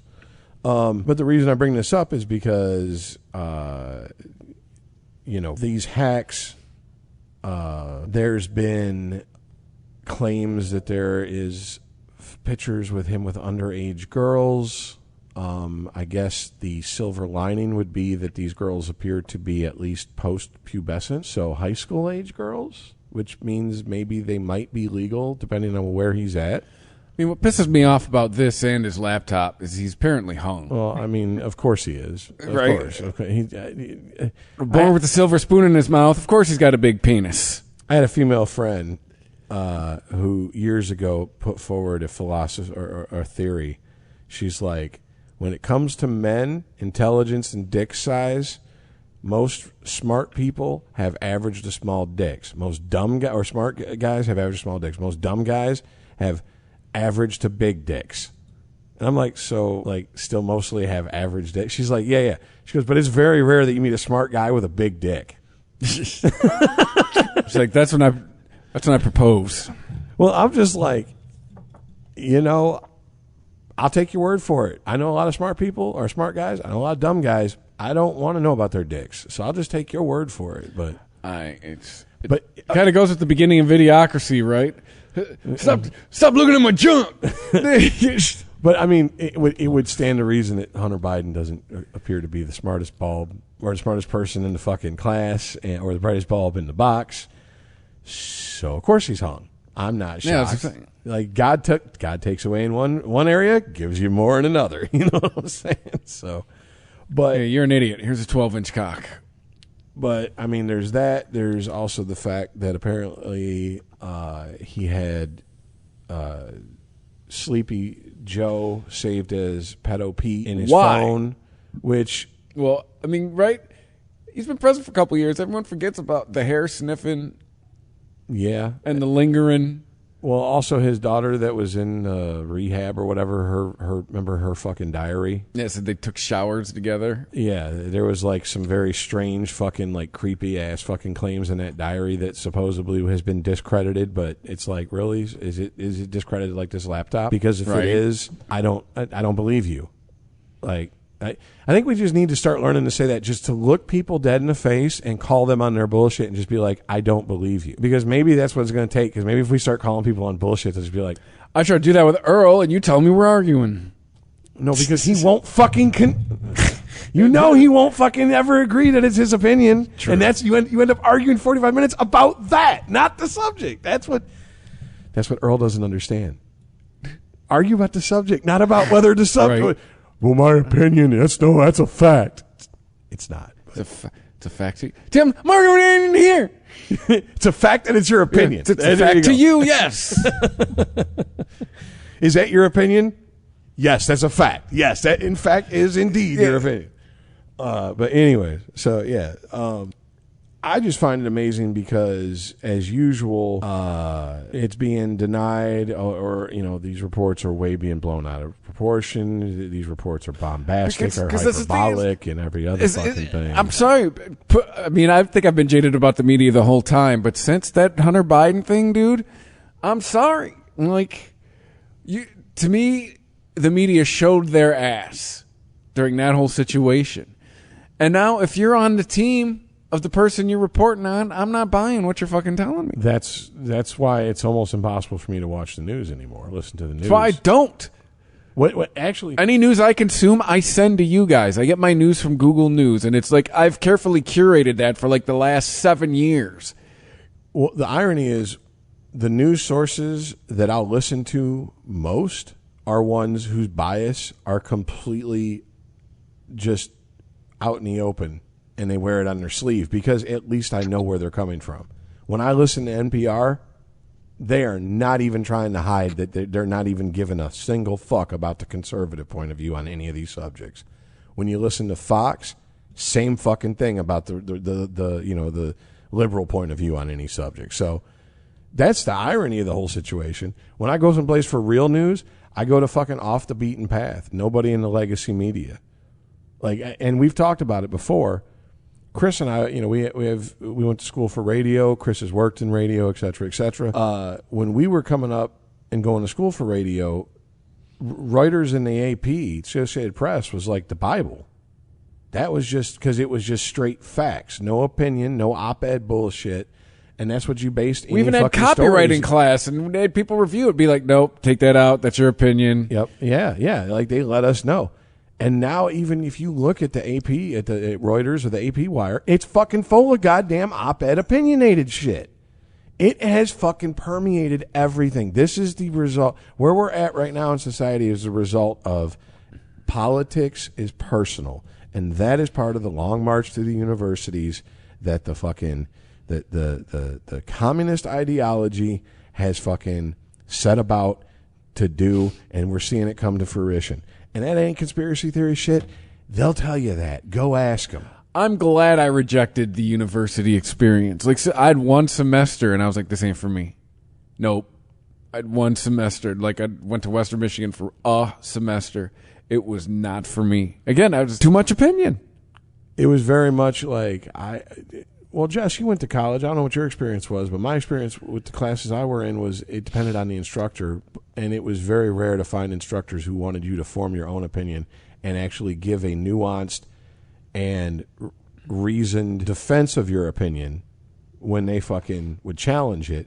Instead, most professors just wanted you to sit and write down their opinion and regurgitate it back to them verbatim. Well, and I would tell you the semester I had, the professors I had that taught, most of my fucking teachers were TAs. Fucking grad students. Like, what the? Paying all this for fucking the understudy to fucking teach me? Like. Well, you didn't get, if that's welcome to your 2-year fucking degree. You think an instructor's going to waste their time on these fucking students? No, I'm saying my first semester I went to like a real university. No, that's what I'm saying. Yeah, but you still got to get those 2-year requirements, like prerequisites out the way. Those guys are probably like, this is what teachers' assistants are for. Here, motherfucker, you want a paycheck? Teach them this bullshit. Right. I'll be back when you need actual to learn about the subject. Yeah, let me know when the 301 kids get here. Yeah, exactly. But how was it for you, Jess? Would you say that when you were in college that it was it varied by professor, or was it more uniform and homogenous across the board one way or the other? I didn't pay a lot of attention, if I'm going to be honest. How the fuck do you have a college education? You're like Earl now. I'm like, of course, Earl's like, well, I got a college education. I'm like, yeah, in the shade under a decade. A lot of people go to school for 7 years. They're called doctors. So I was about to make this comment in both the complimentary and pejorative term. Earl has a college degree. I've made it until I got mine in 4 years. Until Jess joined, I've made the point several times. Earl is the only, or was the only, college graduate on this podcast. No, I really all of our tests and anything was out of the textbook, and I'm very self-taught. So I would read the chapters that we were on, but didn't you go for more of a business degree though? Mm-hmm. That's also why. So, yeah, because there's not a whole lot of room for opinion. It wasn't a humanities at all. Yeah, I mean, I imagine the most touchy-feely part of a business degree would probably be the ethics fucking class. And it still wouldn't be all that touchy-feely. It'd be more like, okay, this is the shit that if you get caught doing, the SEC and the feds are going to come down on you for. So don't get caught. I think I've learned, I figured out the message. The message is don't get caught. Okay. No, we didn't have an ethics class. We had HR. But all that was literally just learning the law. This is what you're legally allowed to do. This is what you're legally not allowed to do. Okay, questions? And that's revolving around human resources, right? Yes. And we wonder why we have amoral fucking just capitalism run amok in business when we don't even teach business ethics anymore. There used to be a class named business ethics. Back in the day. But they actually taught you, don't steal people's clients. Don't do this. Don't do that. There was, laws and rules and codes to this shit. And they don't even bother to teach it. Kind of like they don't teach you how your government works anymore. Now they have social studies. It used to be civics. Yeah. I'm sorry, Jess, I don't... You're getting lumped in with a bunch of people. I just got to go back to fucking Goodwill Hunting. Yeah, you dropped $100,000 on an education you could have got for $1.50 in late charges at the fucking public library. That is the damn truth. Anyway, that is the most expensive piece of paper I've ever owned. Oh, and I remember telling my younger brother this time and time again. Ethics. But I told him time and time again. I was like, look, man, here's the deal. College is not going to, because he's, no matter our differences, he's smart, he's an inquisitive person, so he was already probably more highly fucking seasoned than the average college student that was the same age as him. And I told him, you're going to go in there, and there's going to be a lot of bullshit to you, but here's the deal. Ultimately, that piece of paper is telling you that you don't have to fucking kill yourself physically to make a fucking living until the day you die.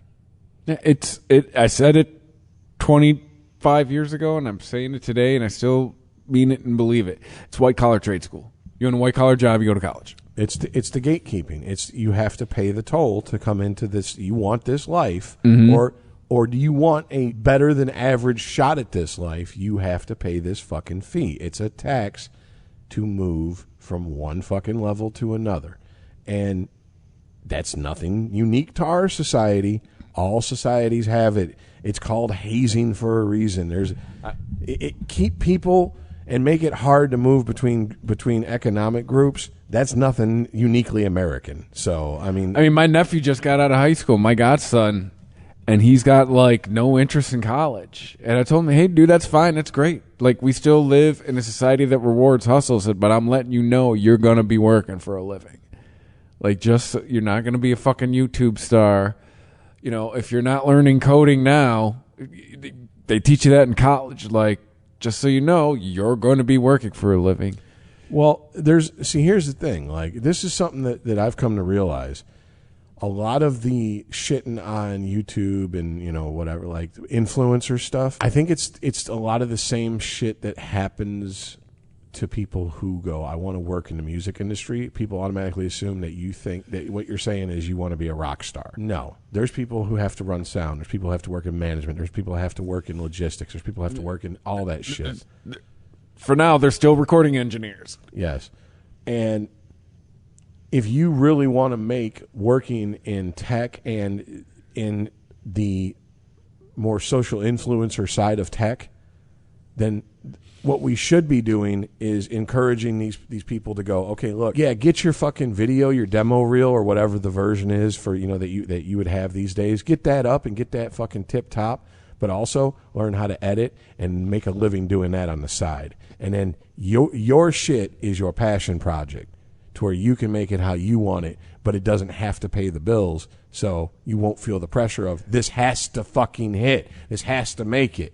Zach Braff said that's how he got into directing and all that, because he wanted to be an actor, but he said he'd also, someone had given him kind of like the same speech that you just gave, was like, yeah, that's cool. However, learn something else in this industry, so you got something else to do.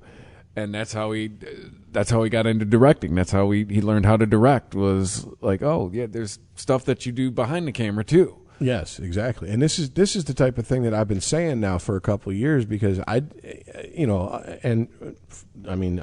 full disclosure, up until a couple of years ago, I was one of these people. Like, you kind of shit on people instead of fucking like giving them actually good advice when they say anything like, I want to be like, you know, a YouTuber or do YouTube videos or something.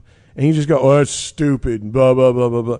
But then it's like, well, wait a minute. There's a way to actually make a fucking living, or at least have one stream of income coming in that's pretty damn good. That really, if you're doing, like, I know guys who literally edit 5 or 6 huge YouTube channels videos, and that's all they do. And I mean, like, these are guys, and like, you know, they're probably making a couple grand a video, and they're editing 15, 20-minute videos down for maybe like 2-3 hours of fucking footage. Do that 5 times a week. Do the math on that. That's good fucking money.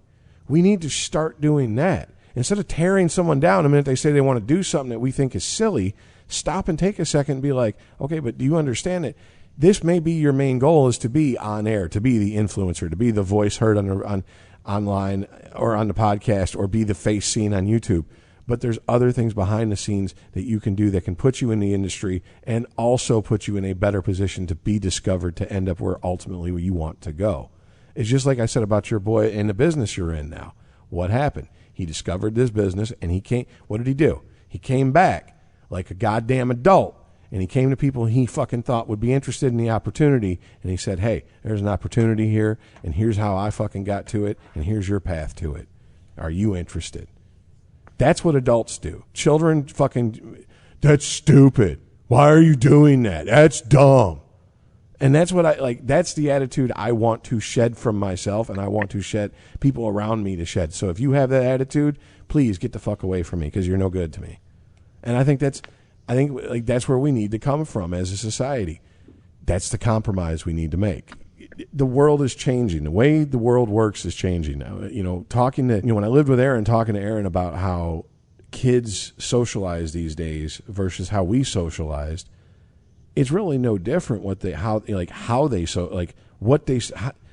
how how they go about socializing is no different. The methods they use to socialize with each other is different because they're not face to face. But ultimately, like I have friends who have keyloggers on their kids' computer stuff so they can see all the conversations going back and forth, and their kids don't know this. And when they've shown me conversations, they're like, dude, look at this. They're just like us when we were this age, except for they're busting each other's balls online instead of doing it face to face. Yeah, they still hang out after school. It's just the same shit. Yeah, it's like it literally, like this pandemic, it was perfect for this generation because this generation is a generation that has embraced we've come together separately. And I'm like, how the fuck that makes, but that's perfect for millennials. I mean, sorry, Jess. We're gonna someone who's not a fan of people, I loved 2020.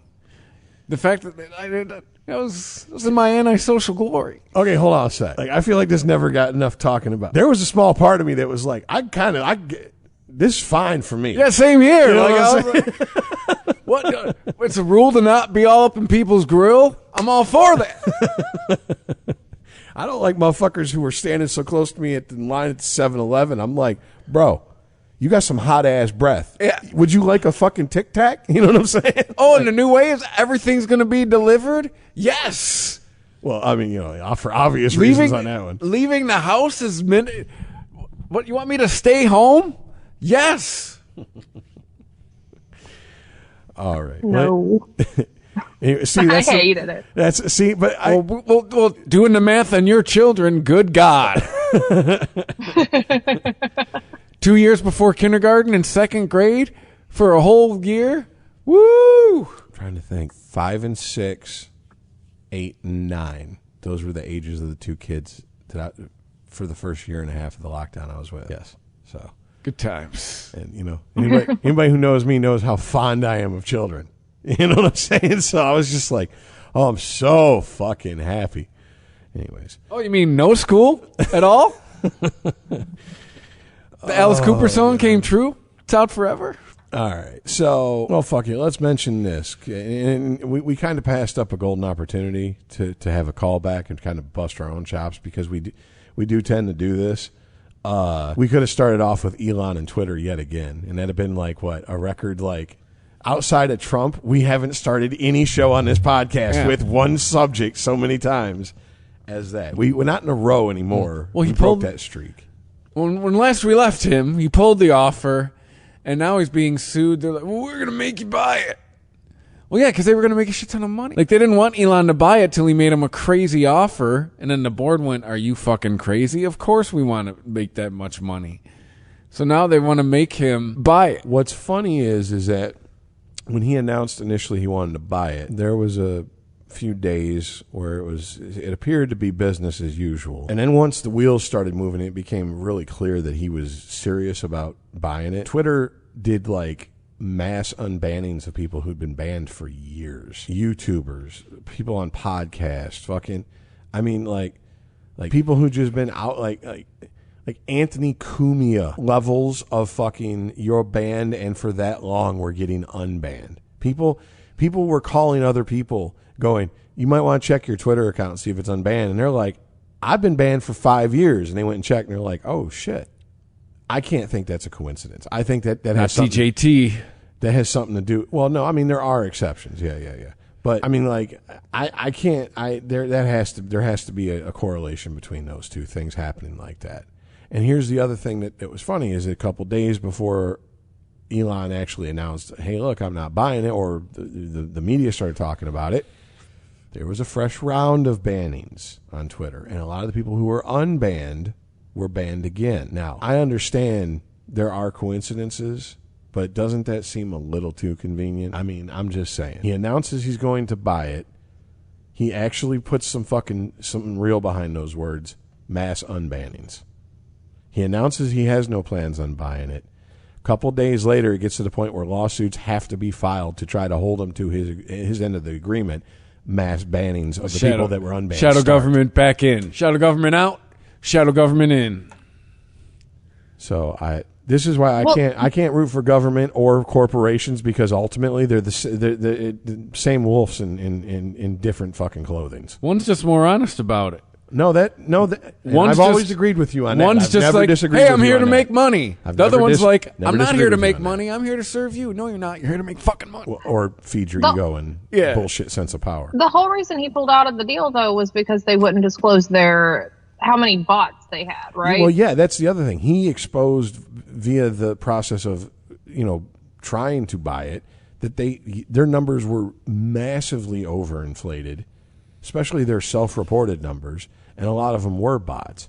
So, I mean, I think, here's the deal. No matter what, business people, at the end of the day, they're still people. They may be business first, but if someone pisses somebody off to the core, that person's going to carry that grudge. And business people, just like sports figures, anybody hyper competitive, anybody usually super successful, they're super competitive and they're super petty because that's what motivates them and fuels them. So I got to believe that a lot of this shit going on between Twitter and Elon Musk is a lot of fucking posturing and fucking, poking the bear back and forth, taking fucking cheap shots and being petty. But ultimately, I think a lot of information came out that's been swept under the rug. And once again, it's swept under the rug because nobody is going, hey, by the way, you realize Twitter just, basically admitted that, what was it, like a quarter of their fucking users are bots? I mean, people were losing literally 5 digits worth of followers because they were banning, they were all bots. I mean, think about that. That's minimum 10,000 followers. Twitter's never come out and actually disclosed how much of their user base is bots, right? No, they just disclose their user base and they claim it all as actual fucking real life users. That's what I'm saying. So, that's their self-reported numbers. They don't claim that they're all real users. They just don't specify whether they're bots, burner accounts, or real users. What I have been hearing is that by Twitter suing Elon Musk for this, that he is in turn going to be able to sue them to disclose how much of the user base are actually bots. Good. I mean, I thought this was like pretty much a settled fucking thing with Musk and Twitter, that he wanted that number out in the public. Right. No, it's like Twitter played themselves. Yeah. I mean, it's Why'd you play yourself, Twitter? Well, I mean, it's like it kind of does feel like it. Like it was a game of one-upmanship where ultimately it was, okay, this is Elon Musk thinking, worst comes to worst, I own Twitter. I'll probably be able to actually turn a profit with it better than the fucking idiots running it now. Worst comes to worst, or if I don't end up owning Twitter, I've exposed them and forced them to show their fucking hand. And I mean, even from a business standpoint, it's less competition. You know what I'm saying? It's one less way for his critics it's one less platform for his critics to be propped up to tear him down. So what does he care? It's a win-win for him. He really has, there was no way for him to come out looking worse than he went going in. Really. I mean, because it's very clear to me, if you hate Musk, you hate the man. There's nothing, I'm not going to tell you any new information is going to get you to like the guy. That's just not going to happen. And if you're a Musk fanboy, it's the antithesis of that. There's nothing I'm going to tell you to get me to get you to hate the guy. So those people have already made up their mind. But Musk has now raised his fucking, like, his public awareness of him to people who traditionally probably wouldn't even have followed anything like Elon I just Musk. Like wonder, people like your mom's age or shit like that. But now, like, oh, I've heard the name Elon Musk. He's on the Twitter, shit like that. I'm just wondering how the SEC hasn't gone to him and been like, hey, man, you need to fucking knock that shit off with your Twitter account. Like, this, you talk about, I mean, this is Illuminati in front of our face. This motherfucker can move the markets by just what he puts on Twitter. This guy can shift around so much money in the global, fuck our country's economy, the global economy, just by what he shits out on Twitter. I'm surprised he has not had his feet held to the fire on that shit yet. I kind of feel like the inevitable takedown of Musk is going to be like a RICO case against organized crime. It's going to take, like, they're going to build it for a lot of years. I mean, look at the case against Trump, and Trump gave him, I mean, on a silver platter, everything for his enemies that they ever needed to be like, he's an asshole. He's still walking around. And, you know what I'm saying? That's what I'm saying. Like, and that's him going, Here's all my. It's him pulling at the end of 8 Mile. Here, tell these people something about me they don't know. Remember people were talking about like he was going to be arrested like on Inauguration Day, like as soon as like Biden was sworn in, and like, do you remember he's going to have a plane waiting, and he's gonna move to Europe, and like, are you fucking? He's an ex-president. Get the fuck out of here. Do you remember talking about like what would happen if he's voted out in 2020 and he refuses to leave? And a co-host, we had 2 different co-hosts than we have now on the show, Aaron and Todd. And Aaron was like, well, I mean, will the Secret Service and the military, will they be loyal to him, and the police and blah, blah, blah, blah? And we're like Todd and I are like, no, that's not how that works. Like, they took an oath not to one man. They took an oath to an office. And to a piece of paper and an ideal behind that piece of paper. And that, no matter what, I don't give a fuck what president, whether it be George Washington, all the way to fucking Biden. The president is not this fucking country. Well, it's pretty obvious. Like, somebody's family was not in the military. Exactly. Yes. And it was painfully obvious. And here's the thing: when those people's opinion starts getting loud about military shit, I'm just like, don't show your ignorance one time, because I'm gonna fucking savage you, dude. I'm gonna fucking savage you, because fuck you. You wouldn't sit here and keep silent if I was talking shit about a subject I had no idea about. They're called rank and file for a reason. But yeah. Anyways, I do think that was, there was a whole lot of hand wringing. I remember just saying, like, dude, seriously, that's not how this shit's gonna work. Like, what left-wing B-movie wet dream is this? It was the amount of like West Wing fan fiction that was being thought up by the anti-Trumpers of like, all these doomsday scenarios that would happen in a Trump White House. It was amazing to me. And ultimately I'm just like, and what's the worst thing that fucking happened on his watch? The George Floyd riots. COVID. Well, COVID was really China's fault. Well, I mean, how could you put COVID at any president's feet? Now, you could put his response or their response to COVID, and you can lay the blame for that at their feet.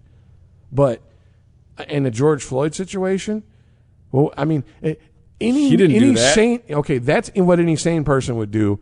However, I have a memory that actually remembers what was being said by the fucking the shit stirrers, and it was, this is because of Trump, because he's emboldened the racist, and now police are just openly hunting and killing black men in the streets because Trump has let them do it. And it's like, okay, well, once again, how can you tell someone no? Because in their mind, that's a fact. You can't disagree with them. And I feel like I'm being like the racist trope when I say this, but it's true. And when it stops being true, I'll stop saying it. Statistically, the biggest threat to a black man is another black man. I mean, in prison, most people get fucked up by their own race quicker than another race. And you know why? Because you only associate with your own fucking race in prison. More cops kill white people every year than black people. I mean, well, I was watching a debate online. I'm not a big YouTube debate fan, but I hate facts. There was a guy who was debating, and he tried to pull out about how, white on white crime statistically and blah, blah, blah, blah, blah, blah.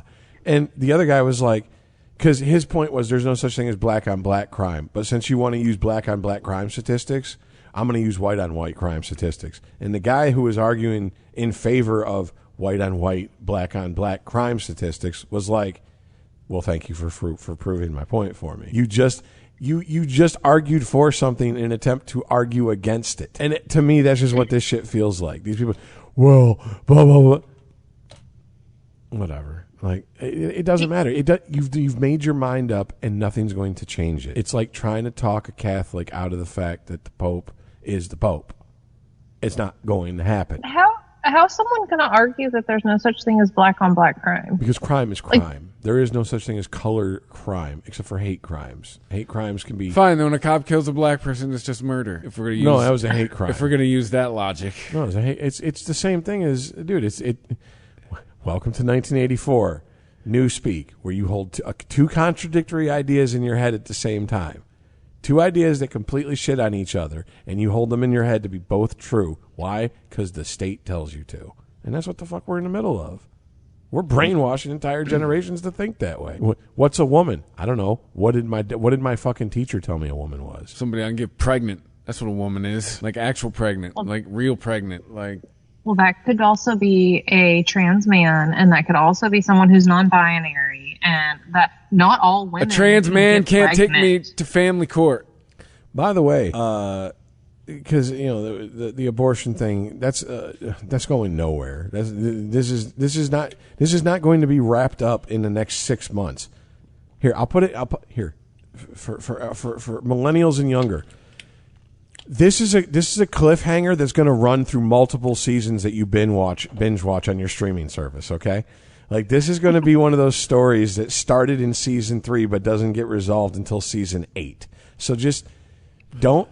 8. Okay, Boomer. What TV shows you watching that go 8 seasons? Supernatural. That's totally. If that is not a Boomer show at all, Supernatural is definitely a millennial show. That's on the CW. But I'm just saying, as far as current running, like.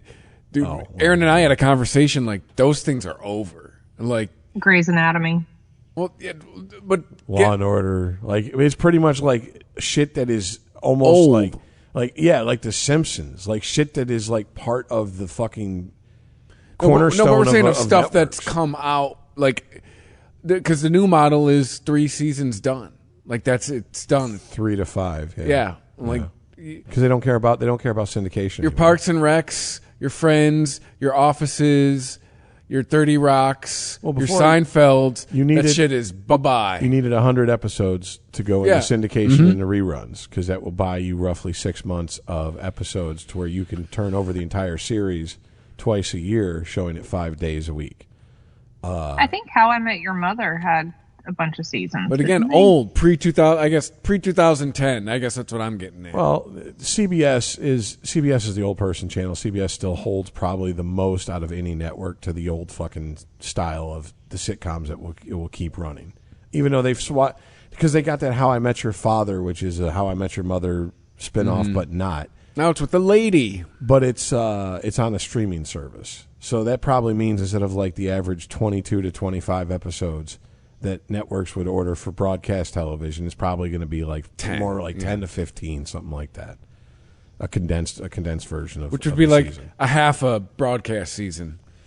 Well, anyways, the reason I bring up this whole abortion issue is because, once again, amazingly, men are supposed to shut the fuck up and no uterus, no opinion. But a band full of men named Rage Against the Machine, you might have heard of them. I don't know. It's crazy. They decided to give their opinion. And that's perfectly fine because, their opinion agrees with everybody. Who cares what a bunch of men think about abortion? You're not allowed to have an opinion unless it absolutely 100% agrees with my opinion. That's not an opinion. That's brainwashing. But anyways, so they did their typical Rage Against the Machine bullshit. And I'm over Rage Against the Machine. Like okay. Did they rant about capitalism at their $200 per ticket show? Are you sitting in $200 at Rage Against the Machine show? You're not even in the parking lot because you can't afford parking, dude. Minimum ticket was $680 when I looked, and that is not on the secondhand market. That was the cheapest ticket available. Now that was that the pre-Corona shit or post-Corona? I can't remember. It was whenever they announced it, and everyone, all their people come out. Well, they have to pay their crew. Well, don't the crew own the right to own the fruits of their labor? I mean, they're all communists, right? Yeah. Don't they all share? Yeah. But anywho, do Zach and Tom just put out a big bowl of money backstage and everyone and by the pulls way, from it? this Hackney open mic fucking tired ass fucking jokes at the expense of Rage Against the Machine that are 30 fucking years old and were tired 30 years ago. Yeah, it's brought to you by fucking I don't know, Nabisco or something. Since we've now slayed all the low hanging fruit, they decided to come out and put abort the Supreme Court at one of their shows. Now here's my thing. Pro-choice people, right? Abortion, it's not an immoral thing to them. It's not a crime. It's not immoral. It's not murder. So why are you screaming abort the court as if aborting the court is a bad thing? Are you saying that abortion is a bad thing? Are you saying abortion is murder? Are you saying that you want to do something immoral to the Supreme Court by saying abort the court? It's right in front of you. Fucking rhymes. That's why they said it. It rhymes. It looks cool on a T-shirt, Rich. Honestly, that's closer to the reality. That's what these people think of your fucking average intelligence, your average American's intelligence. And no one's ever gone broke underestimating how stupid the average American is. So, yeah, I mean, there you go. To me, I'm just like another perfect example of here's the hypocrisy, here's the mask off, here's them saying the quiet parts out loud. If you let these morons talk, they'll tell on themselves all the time. That is a definite. It is just on a long enough timeline, you got to let them talk and let them go uninterrupted, and eventually they'll tell on themselves. So even they see abortion as something that's immoral or has an element of violence to it, because people that they're angry at, they want to commit abortion to. But if it's such a loving, fucking choosing, beautiful act, then why do you want to commit it to people that you hate? Makes no sense. So I just thought that was funny. And how come you're pro-choice except when it comes to my opinions? And then you couple that with the fact that Shut Down DCN advocacy group, which I have no idea, what are they advocating for? Because the only thing so far I've heard that they're advocating for, they're offering a $250 bounty if you spot Justice Kavanaugh, Alito, Gorsuch, Coney Barrett, or Roberts out in public. They will Venmo or Cash App you $50 for an initial sighting, and upon confirmation, they will send you another $200. And that is so they can harass and possibly assault these fucking people. Isn't that like paid stalking? In public. Yes.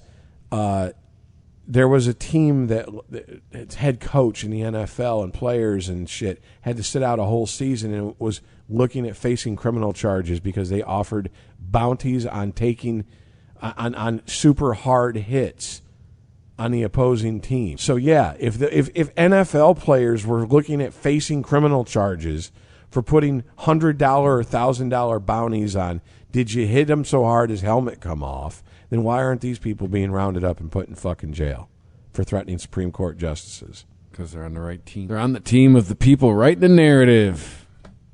Here's the deal: you can disagree with what the Supreme Court did. Like by any poll, like at least 75 to 80% of this country does. Okay, so it's not even a controversial or stepping out against the crowd stance to be like, I don't agree with this fucking ruling. But this shit is flat out criminal, and no other circumstances would this be fucking tolerated. I mean, isn't this literally like you're putting a fucking hit on people?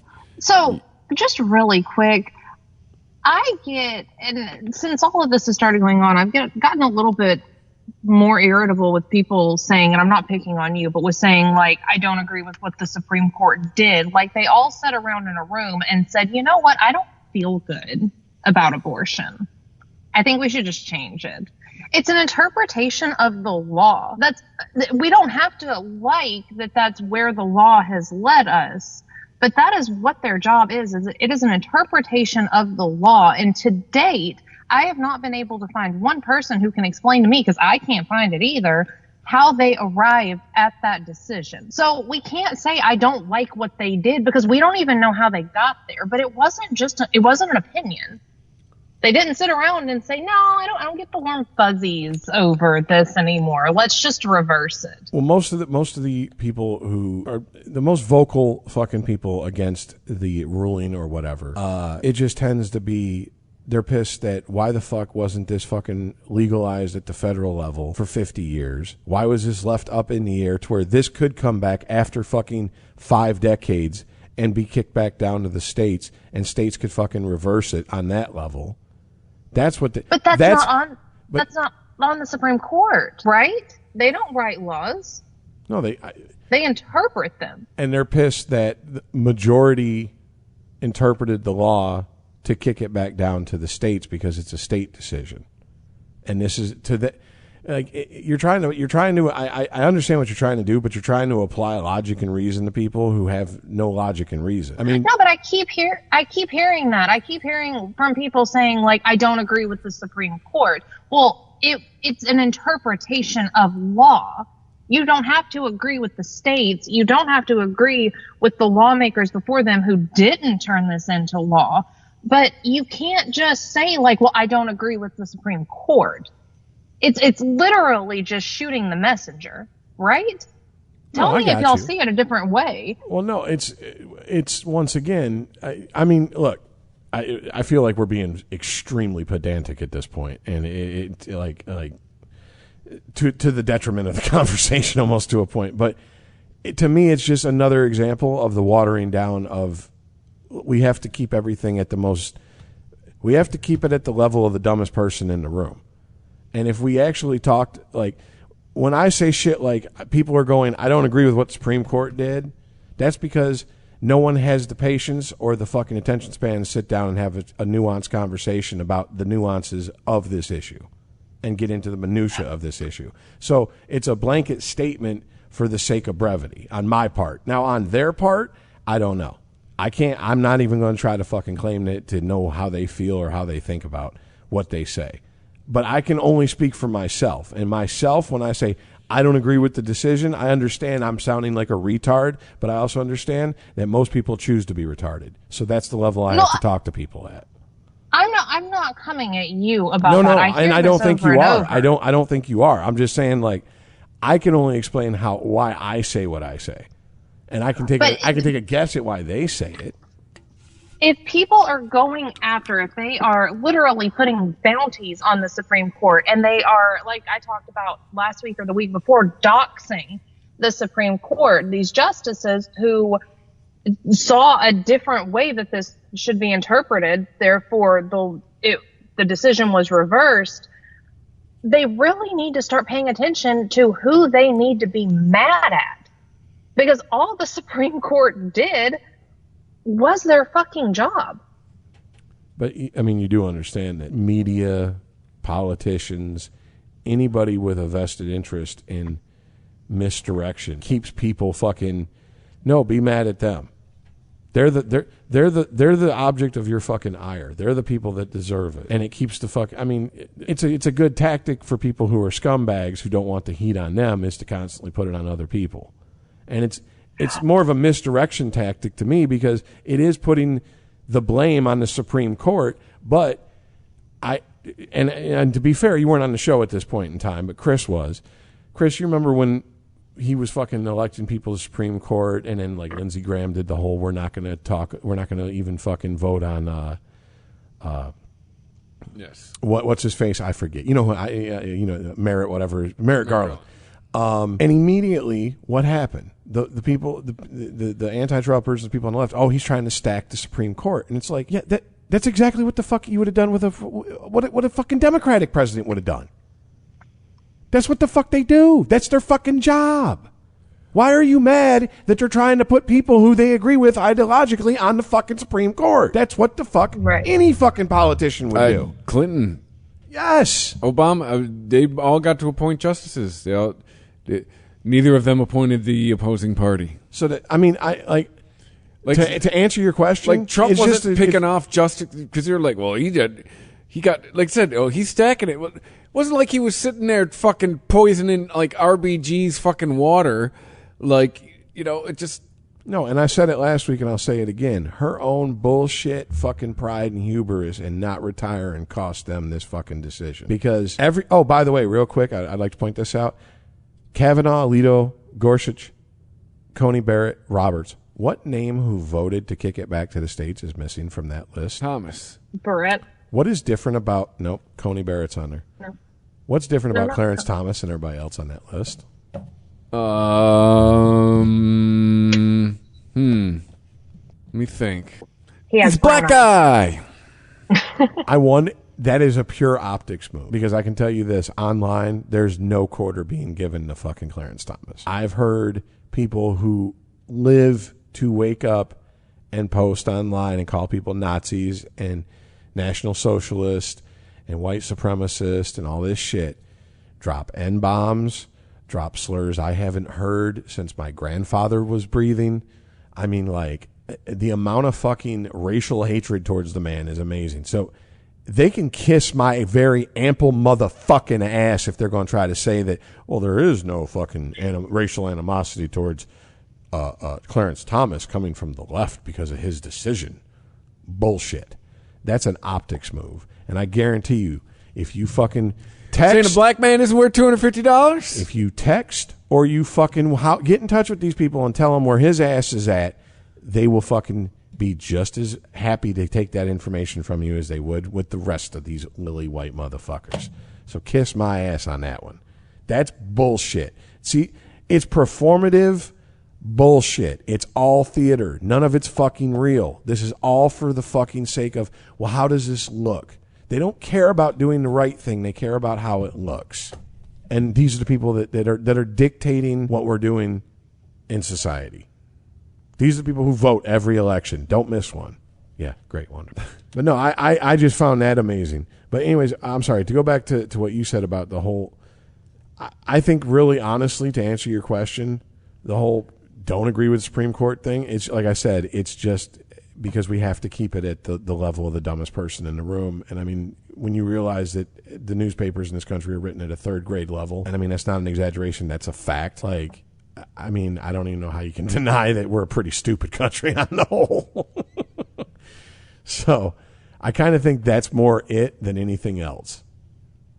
I mean, if you don't, hey, I get it, but I kind of, you know what I'm saying? Am I making sense or no?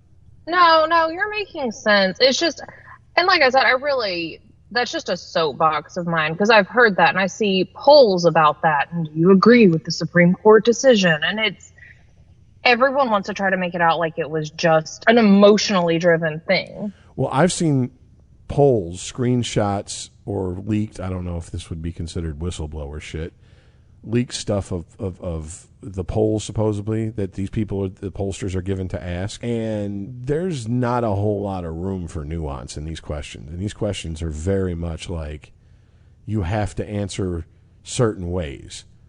And I took one during COVID out of fucking just morbid curiosity because I'd never done a political poll and I wanted to see what it was like. And the initial, it was a very clear 2-part poll. The first part was basically questionnaire, where do you stand politically? And the second one was, this pollster was hired by the Democratic Party in the state of Michigan, and it was crystal fucking clear they were, because every question was phrased in such a way that any Democratic candidate that they were asking a question about was being painted as the savior of everything, and any Republican candidate that they asked about was being painted as like the second coming of fucking Mussolini and Hitler. So, I mean, I kind of wonder how much of these reported fucking, like, 85% of the country disagreed with the Supreme Court's decision. How much of that is like, is that really what the question asked, or is that just how you're phrasing the answer to get to promote your fucking narrative that you're pushing? You know what I'm saying? Yes. So, I don't know. That's just my thoughts on that one. But well, sorry, I didn't mean to hijack you with that. No, that's okay. No, but it's a good point, because you know what? Shit like this, people will sit and argue about fucking the Pickle Rick episode of fucking Rick and Morty for fucking 5 days straight on fucking line, not taking breaks except to sleep and eat and well, some of them shower.